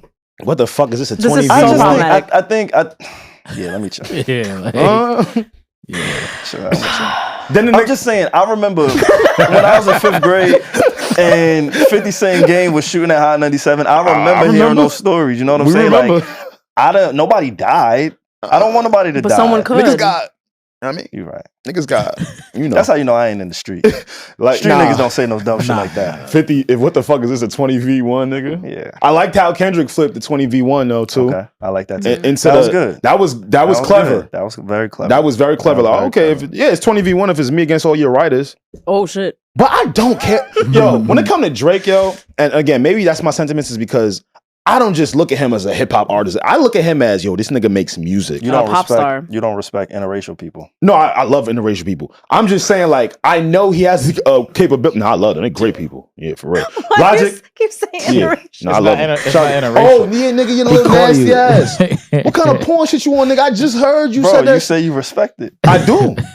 I do. I don't is judge. Interracial? No, interracial is. I know it's a porn term, but is it also just like a regular? It's a regular term, right? You gotta ask SaVon. It should be. Interracial. It makes sense. Oh yeah, no, that's definitely a regular term. Like interracial marriage. Oh Absolutely. shit! Interracial So marriages, we're yeah. nasty for thinking it's No, always no, no, nasty. no, Nah, no. this is facts. Say- No, just him. SaVon no. is Just- I nasty. was Reggie's the no. one who pointed it out. I use it in its proper term. Oh, I said interracial. She said, "Ping." Oh, wait, hold up. Alert! Alert! Oh wait, I just remembered. Does do you care that he tried to expose a new writer? Does that mean anything? And Beam, shout out to Beam. Oh, yeah. Beam is a great artist. Yo, he's really like very like unique. Oh, I thought Very- you said bean. Oh, no, as in Beam. bean. I No. know Beam. Oh, Yeah, I didn't Beam. know that. That's what we try to expose. Mhm. The Beam. Energy. Yeah, Nah, Beam is dope. Okay. Beam is dope. maybe that could have been like maybe new to you. The thing. He has with writing this credits on whole- major whole- distribution. Whole writing thing is like Yeah. everybody got so many writing credits at this Yeah. point. Somebody has to crash out. Like nothing else is gonna like. And when I say crash out, like it doesn't have to be violence, but somebody literally has to say nuclear. something. Like go but crazy, yes, like- bro, you have to crash out when it get like. I can't keep hearing jabs. It can't just be jab, jab, jab. Like, did y'all watch the Devin Haney fight over the weekend? Oh my god! Couldn't miss it for the world. Right? Oh my like, God. if both of them Couldn't miss it fought for the like world. Devin Haney, it's a bad fight. Dehydrated. One person has to swing the left hook and connect 18 times. You get what I'm saying? Like, For that's sure. just a metaphor. It can't just be a whole bunch of Devin Haney's running around. I need a tank. I need a Tank Davis in the fight. So basically, SaVon will not be satisfied unless one of them goes cuckoo for Cocoa Puffs, and then we get on the pod and we have a legendary episode. I not for nothing.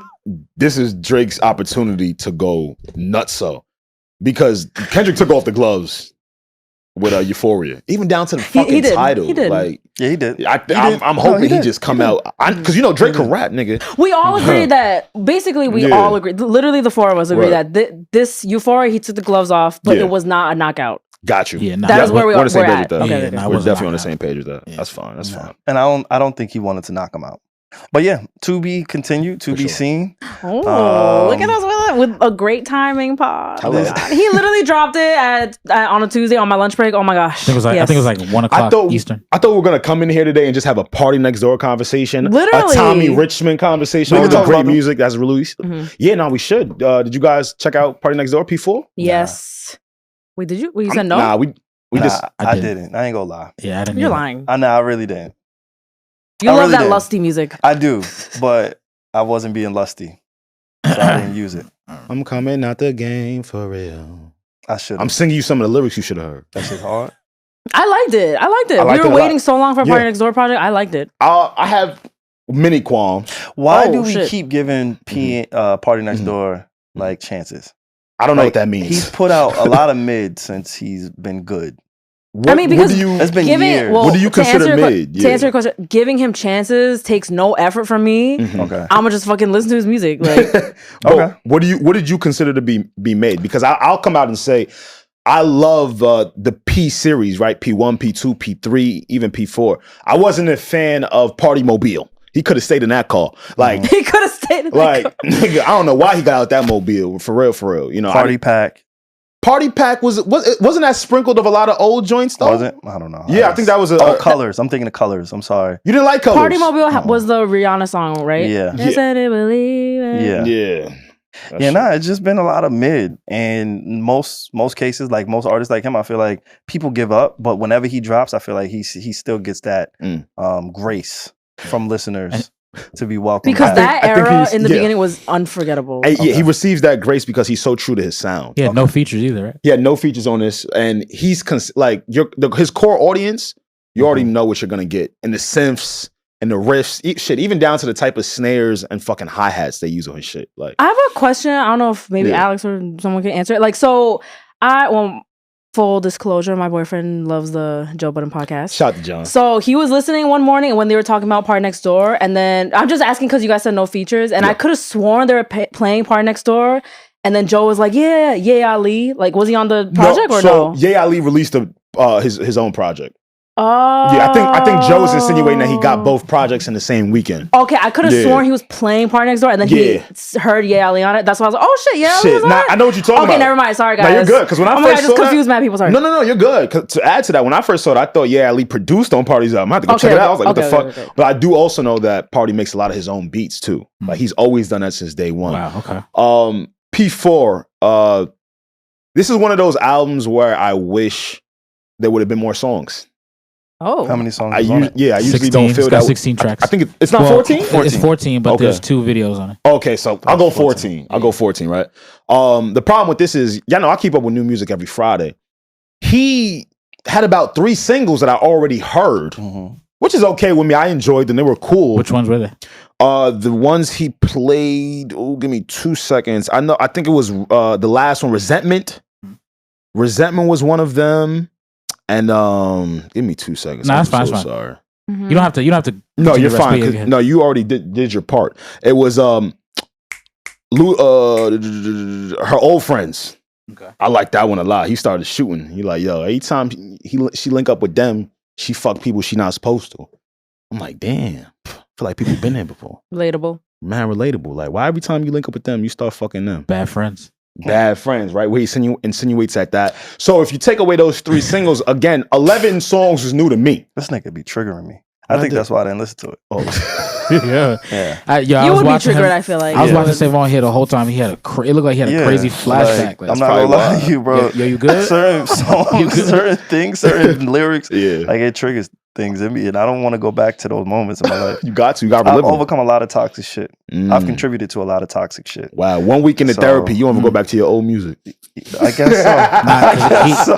He's a new man. He on the new side of 30. Holy shit. That's what that 30 to do to you, kid. Well, I will say this Party didn't kind of sway from what he enjoyed, what he likes. Like I said, aside from those 3 singles, 11 were new to me.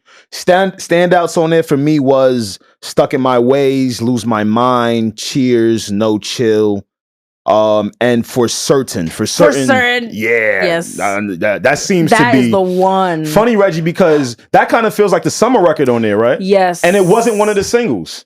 I mean, I like when that happens, when a project grows on you. Like with Tyla, she dropped her album. Yeah. Jump is clearly the song, but it wasn't a single. People, that's like the people's choice. So I like when that happens. Those are the best artists to me. Yeah. When the album cuts are their best songs. And Party, he's one of those. So maybe that's why people give him so much grace. Yeah. Because his singles aren't normally the ones unless it's a feature with someone else, like a Drake most of the time. And those Caribbean ones really work for him as well, right? Like the Not Nices. Yeah. For Certain is on that same type of vibe. Okay. You feel me? Yes, Like you can wind your waist to it and shit like that. That's happened. Yeah, I don't get triggered by certain songs, certain lyrics. Like when you hear about people getting cheated on, or when a girl is cheating with her best friend, like you don't go back, you don't tap into a time where that happening. I think you're actually really triggered right now. Like, I want to know about y'all. Like y'all don't. You already know my answer. No.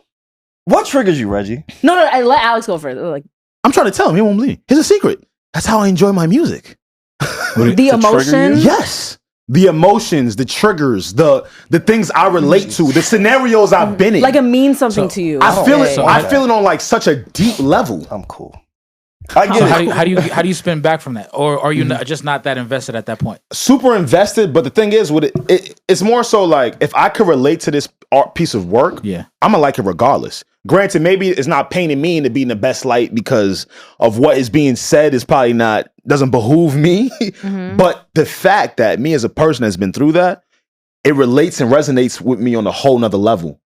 Even if others can't understand it, I know why it resonates with me. Gotcha. And I like music that makes me feel something. No, I agree with you because it's like the best music that I like always has like a memory associated with it. Right. So, I mean, right. Yeah, and that's for a lot of people. Mm-hmm. You're right. Like you could hear a song and it could take you back to that moment in time. And every time I listen to Party Next Door's project, it brings me to a time. Temple University homecoming. Oh, you was in the trenches? Trenches, Party Next Door performing at Temple, Steph with me. We winding up, get out upon the stage right there, so you know what I'm saying? We winding them up on the rail. You know what I'm saying? Yeah. We about to fall over the rail and shit. I love like, Party Next Door's like college performance days. He also did his Syracuse, and then he wound up coming to an apartment party. Syracuse people, they know what I'm talking about. They know, and y'all turned up over there at Cuse. I know that's for sure. And maybe that's what it is for Party in terms of just the nostalgia helps his brand a lot. And for me, to answer your question, SaVon, I don't really get triggered anymore. Try to trigger me. I don't want to ever try to trigger me. Go ahead. I don't want to. Like, that's not my role. It's not gonna happen. I don't want to do that to you. But let me ask you a question. Why, when you get triggered, it doesn't resonate with you on a level that you can identify with? Because that's what the music does for me. Like, there's another person that has been through something I've been through. Right? Like that's why it connects with me, bro. Like pain shared is half, joy shared is double. There you go, Pierre. Right on. Spot on. Why doesn't that? You don't feel that at all? I think you just don't want to be reminded of that at all. Yeah. Okay. No, that's fair. Everybody's different. I just wanted to understand. Wait, SaVon, would you say you've grown from what you've heard? I don't know. because Alex. The only reason I ask is because the way Alex was speaking about it, it was as if Alex kind of recognized the moment that he's currently in, that he's grown past what he came from or what he's heard. But your kind of experience is. You kind of hear still in it. Yeah, is that? Am I understanding that correctly? I don't know because I don't put myself in situations to where I would find out. So if something's triggered me before, I just won't put myself in a situation to where I could find out if it'll trigger me again. Right? No. But in the songs, you're saying the lyrics. Does that make sense? You're saying the lyrics make you feel some type. It brings you back to recall certain instances, right? Sometimes. Right, and in those instances, do you think you've grown from them? Yeah. Okay, then that's interesting. Even though you've grown from it, you still don't want to revisit sometimes, it. Yeah. Okay. And maybe I'm being a little facetious right? With the whole situation. Like, of course, I listen to fucking toxic music all the time, right? So, but when some of the lyrics that you said, "Sexy Love," Neo, y'all are crazy. Sexy. No, actually, I was gonna play a toxic ass song, but I looked at Regi and I was like, nah. But since y'all want to be funny. That's my Elfish. This is the type of shit I listen to when I really want to be toxic. That's pain. That's pain. That's my guy. That's pain. That's a different type of toxic. Yo, that's oh pain. My gosh. What was that? Yo, P, you good? Damn. Yeah, I ain't never heard your vocals go up and down like this whole episode. He said, "Oh my god, that's my Now guy." shout out to the umbrellas. The umbrellas. You hear? Look at the umbrellas. Jesus Christ. Yo, guys. SaVon hates you. He don't like umbrellas. Go to Tory Lanez's Instagram. See Pierre commenting umbrella emojis under his post. He does that? Yes. What? You went to go check? I can't. I didn't check. I just know he does it. Watch. I've done it a couple times. I'm 10 toes. I've done it a couple times. There's nothing wrong with liking an artist. I'm sorry. There's nothing wrong with liking an artist. No, that's hilarious. I'm not mad at that. SaVon like Neo, right? Nah, we love Neo here. There's nothing wrong with As a matter of fact, at Reggie's party. Why are you deflecting? At Reggie's party, she curated a lot of Neo because he was in the building. Okay. No, Regi does that for herself. What you mean? But Regi does that for herself. I mean, Neo's good. But it is a shared moment amongst her and I. Like, she does look out for me. Like, oh my God, SaVon, where you at? But there hasn't been a party that Regi or her boyfriend has thrown where Neo hasn't come on and she sang her heart out. Oh my God. No. There's the first part. I barely knew SaVon. We've been partying together for like 6 months. There was a summer party at John's. I forced Aditi to play Stay by Neo and I dragged SaVon on stage. Yes, I remember this. He was so uncomfortable. Utterly embarrassed. I barely knew this man. I didn't know anything. Was he singing? He was awkward, like just awkward, just doing what I do, being awkward. And no, shit. but like speaking of like the other music being better than the single, Bryson also had one. The single was Calypso, which was phenomenal. Yes. But the people chose Ciao. Okay, I love Ciao that that's crazy. happening. Another good Song of the Summer contender. There's so many contenders. I don't know if you guys know. There's OK by JT. For sure. Oh my God, there's Fisher. Oh my God, there's so many. I'm so excited.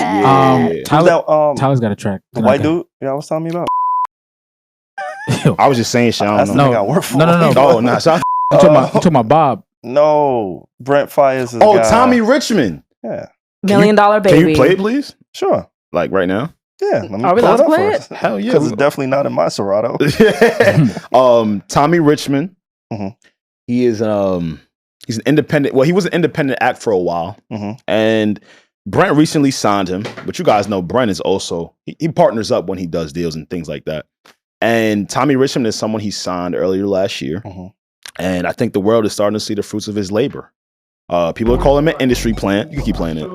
And this shit got the world in a chokehold. I heard it really went viral. Is it a TikTok? On TikTok, I was about to say it went viral on TikTok. It sounds like a TikTok song. I've never heard this song in my life. The unmixed version was released on TikTok and it came out this week. It's called Let's see if he Million likes Dollar it. Baby, right? Yeah, $1 Million Baby. SaVon, be open to it. Be open to it. Nah, the beat is hard. Look. The beat is tough. Let's go.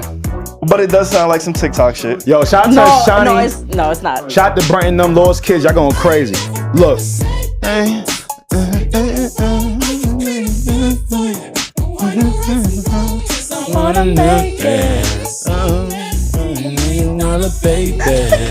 is good. Hell no. I like the racially ambiguous voices. I don't know what this is. I'm about to sing you another song. Is he interracial? I think he's white. I know he's from Virginia. Shout out to VA. VA in the building. He looks very white. Yeah. This is good. This is a good song. It's interracial. Yeah. If you hear it in the car, I promise you're gonna like it. I like it. Play this song real quick as I give my next point. Yeah, I'm listening to Regi. The snippet went super mega viral on TikTok. That's where I first heard it. When I first heard the snippet, I love the song now, by the way. But when I first heard the snippet, I didn't know if I liked it because the background vocals, I know that's the best part of the song. I know that's the best part of the song now, but it sounded like Minions to me, like the little yellow thingies. Yeah. So I just could not get over that. But I think actually what usually happens on TikTok where like a snippet goes viral and then when the full song drops, people usually are like, whatever. But this was the opposite. When the full song dropped, it was like, holy shit, this is one of the ones. Everybody flocked to it. Yep. I sent SaVon a song, which he's going to play in a second. Scrub a little bit. I want you to hear him on the hook. This is Steve Monite. Oh, that's classic. We know this. Yeah. You hear the quality? Yeah. You hear like how he's like saying 80s. that's a black guy. Like that type of that runway, right? Like that approach he uses. I feel like we're at a time now. See, for the last however many, let's say like 20 years at least, in terms of how you clean up vocals, how quality and how production is supposed to sound by industry standards has changed a lot, right? And for the better. On some shit where it's like, yo, you're hearing a song now and people who are real music nerds would be like, yo, that and that is not mixed. I'm realizing the new kids really don't give a fuck about that shit. Just trying stuff. And vocal ability, it takes the back seat these days, as opposed to how the song is actually sounding and how it was actually made. And I think Tommy Richman is actually showcasing that. Something that's been occurring for a while now in the music industry, especially with the kids and the youth, where it's like, I know so many of us are so attached to it being high premium quality sounding shit. And it's like, nah, music is kind of changing again for the younger kids. And they on some shit where it's like, how does the music sound? Literally, but the viral snippet, it's important because it sounds absolutely insane, like literally blown out, like the speaker, like not like mixed. Yeah. But they literally had to release that version, like the low quality blown out version, because that's what people liked more, which is crazy. Like, so it was like on the same release, right? Where on like Spotify, they have to release that version because people wanted that. They're like, yo, drop the VHS version. Like, that was unheard of before. Yeah. I'm so thankful for y'all, man. He's like, what? He's like, what the fuck are you guys talking about? I'm so thankful for y'all. Like, also, I don't know how you feel about this, but I don't know if I'm gonna offend some people, but you know, we just heard the song, the Tommy Richman song. the vocals, it sounds like he's singing over it like 10 times, like layered his voice 10 times. You know where he gets that from? You know what that? Well, say it, and I think we're gonna be the same. Say it. Oh my god, I'm scared to say it. Say it. I'm gonna be so embarrassed if we're not saying the same thing. Okay, but what it reminded me of was, you know who did that? Brandy did that a lot on her Full Moon album. And I'm not saying he sounds like Brandy because Brandy is literally the vocal Bible. Don't ever disrespect Ray J's sister. No, but the same layering where they sing over the same thing like 10 times. That's what it reminded me of. And I think, well, I don't know if Brent helped him with that, but you know, Brent is very like, he knows about his music. So that influence, I think those tools, it reminded me of just like those sounds. Right. They call that stacking, right? What if I told you? Yeah, I guess. Yeah, it's stacking and layering. Yeah, you're spot Same on. thing? Both Okay. of y'all. No, same thing. What if I told y'all Tommy was an opera student? Oh shit. Wow. And in opera, that's kind of like how they set their music. How the basis of it is multiple octaves and playing within them. That I don't know because I don't think Tommy sings well. No, not about his singing well. I'm talking more so in terms of structure. Okay. Right? Like because he's not like, I don't know. Yeah, like I don't think everybody is super like I don't know if you guys heard this guy JP. He's a new. Guess what? I'm JP. Yo, don't be asking me about go nobody. Hey, go bye. Yo, say like, when are we gonna talk about Neo? I just don't know these like guys. DJ Khaled. All right, whatever. I'm gonna play it in a second. But these are people that just come from music backgrounds, and again, to your point, Reggie, I don't think they're the best vocalists, but I think they're using the things they've been taught. And the things they've learned in music to make a good song. There you go. Yo, real quick, y'all heard Skylar Black and Chris Brown? Chris Brown? Yeah, I like it. What do you think of that? It's because it's a different sound. It's cool. I like it. Okay. I'm with all of the girls that like girls music. That's fire. I'm down. She's super hard. Girls that like girl music? Yeah. I could be wrong. Wow. Nah, but if you go, just mark that in case. If you go on her Instagram page, I don't think she. Nah, you can say that. That's okay. I can say that. I don't think she. Yeah, I don't think she.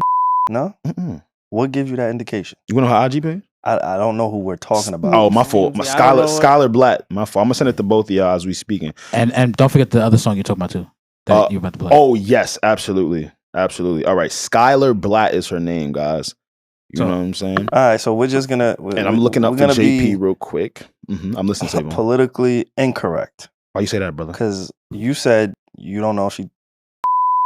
Yeah. I don't know who this person is. So I'm just gonna look and take a guess. She's got it real quick. The track that we're referencing is called "Wake Up." It's with her and Chris Brown, the single. Right. See, I don't know what she do. You see what I'm saying? She might do a little both. It might could be something. I don't know. She might give and take. I don't know. You know what I mean? Oh, like a Jazzy. I don't know. I mean, saying girls that like girls music, I don't think that's like that wild. No, that's not wild. That's fair. Yeah, like I'm with all. I work with artists out to Sachi that's on that. Like I'm with all of that shit. Real talk. Yeah, I just sent you the JP song and I'll be out of here. JP is he's been going viral these days off of how open he is with his sexuality and how he stands firm in it. And this song has been kind of going viral across. Oh, you heard this? Like DJ Khaled. Look at that. Wait for the hook. I promise you. Just the structure of the song I want you to pay attention to. DJ, could you put this song on blast? A little shaking ass. When I throw that cash.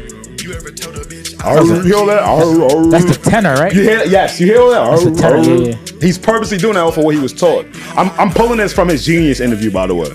He did a Genius breakdown, and he kind of got into his background and stuff like that. Just a new artist. Mad Random. Y'all heard of Shabuzi? Yo, how you know? He play on that side, yeah. Alex just said that. No, yeah. He stands. Yeah, he talked about it. I think he went up to No Jumper, and he spoke about how he's had relations with a nigga before. Yeah, for sure. He stand on his shit. He not backing down. Why does that make you uncomfortable, SaVon? Like, what happened? Why does that make you uncomfortable? The fuck? He's just looking at me. The fuck? I'm talking. News. I didn't know. I don't know what I'm getting into. Talking to you. I don't know. You a bad bitch. I could just. He talking about bad bitches though. He like both. What? The song called Bad Bitch. I feel him. No, Bad Bitty. I feel him, bro.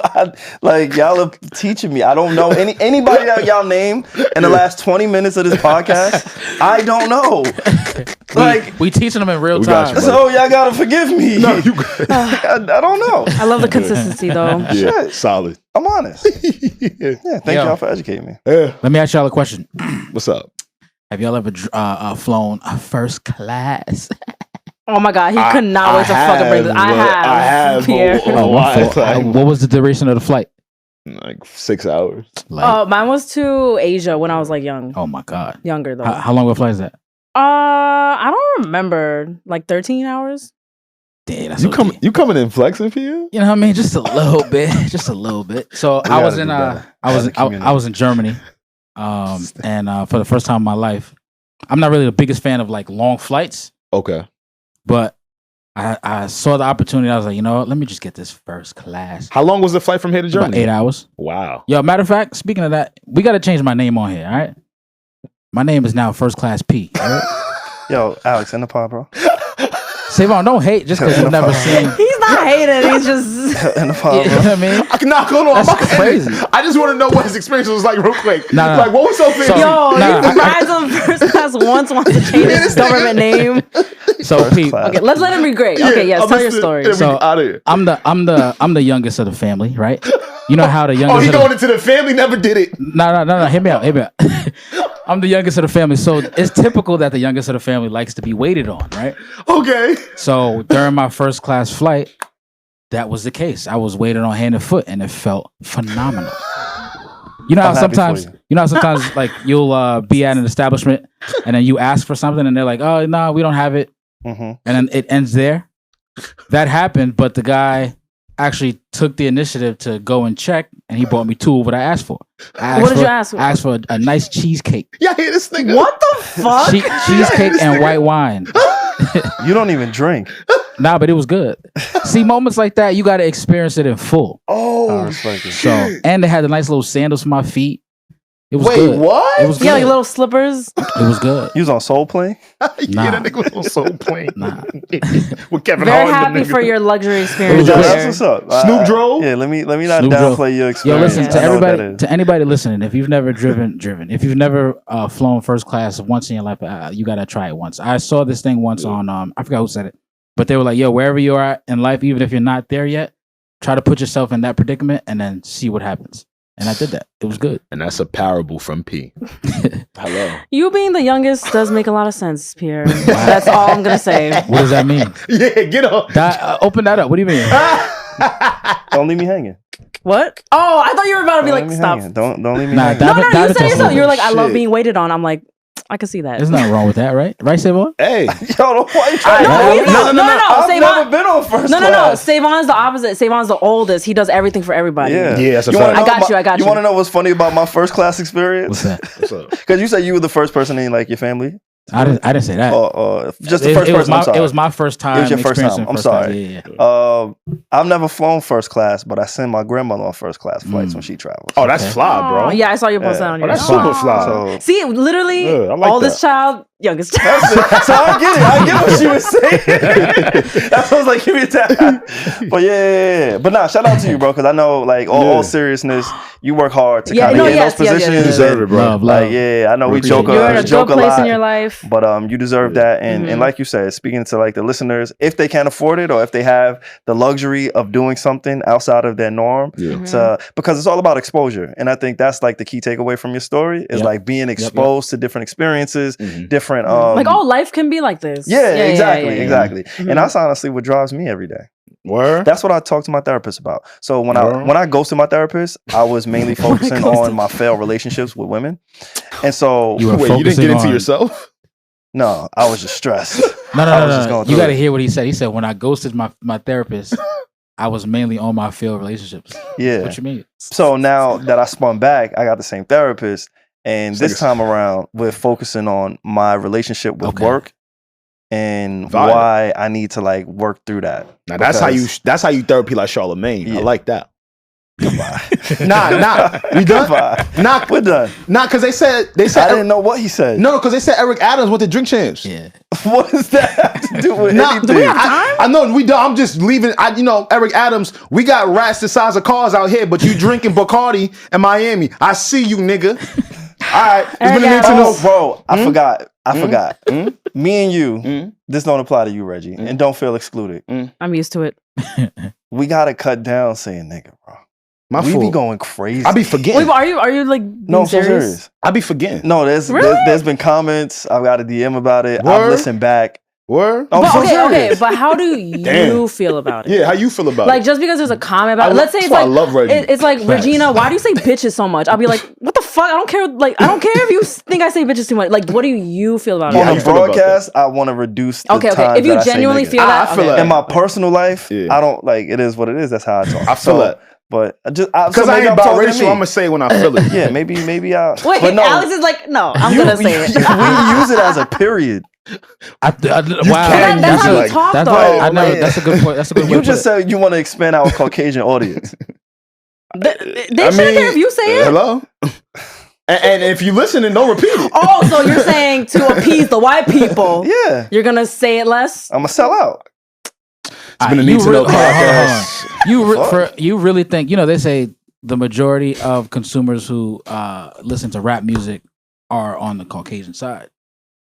Okay. And rap music also has a lot of... I ain't going front. I know white people be repeating nigga in them songs. I see it at the concert. You see them like actually say it? They be chanting that Those shit. are my favorite fight videos. Damn. When a white person get beat up For saying it? for saying it. Epic. I'm not like Epic. it's all. Yo. What? I got a story, but go ahead, finish. Nah, keep going. So I do videos and stuff, right? Nah, I ain't know. I was at a Sweet Never knew. 16, and at this time, Bodak Yellow was out. It was hot, right? Yeah. And there's a part in there where Cardi says "nigga." So I'm recording. I'm looking around. I'm like, yo, are they gonna say it? Now, mind you, the Sweet 16 was mainly a Caucasian Sweet 16, and they had one black girl there, but for the most part, no. Inclusion. I looked around and everybody said it. Did you check them? Damn. Yeah, P, it's did you let 20 Nas down? Listen, it's not about me. Oh, you let Nas down. Damn. Oh, you let Nas down. You let them get that off in front of you? You should have stopped him and been like, hey, and educated them. That's not my role. I will tell you my nigga boundary before we leave though. Like I won't call a white person a nigga. Nah, I do. Hell no. I don't mind. Yeah, nah, hell no. I wouldn't even put them in that predicament or situation. Sometimes they make you feel like, yo, that's my. No, this is like such the opposite of the ending of our last episode where we were trying to like talk to the Caucasian folks, and now we're like, yo, we're just slandering them. Alex is cold. Alex refers to Kieran as my nigga. Nah, I don't. That's my favorite white. Nah, you said my nigga. I probably did. My fault. But Kieran is special. Yeah. Damn, did I? You feel like I got No, now he's uncomfortable. Now he's uncomfortable. Did I say that shit? I'm usually good with that when it comes to white. Last question for me. Do you feel like there are honorary blacks?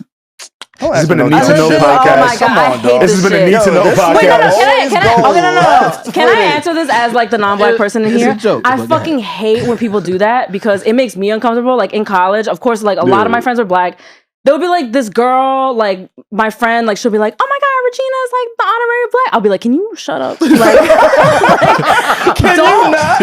don't put that on. Like, I didn't ask too much for you to do that. Yeah. I feel like you don't have to have like honorary black people. Like, you know, Reggie was Nah, like, it's a fact. You could just be your race. But yeah, like I didn't ask for you to say that to me, and now everyone thinks that I told you to say. I'm cool. Well, this has been a Need to Know podcast. What you need to know, when you need to know on the Need to Know podcast. Please don't forget to like, subscribe, comment, and please leave your opinions, thoughts, and ideas in the comments. We had a lot to say here today. Facts.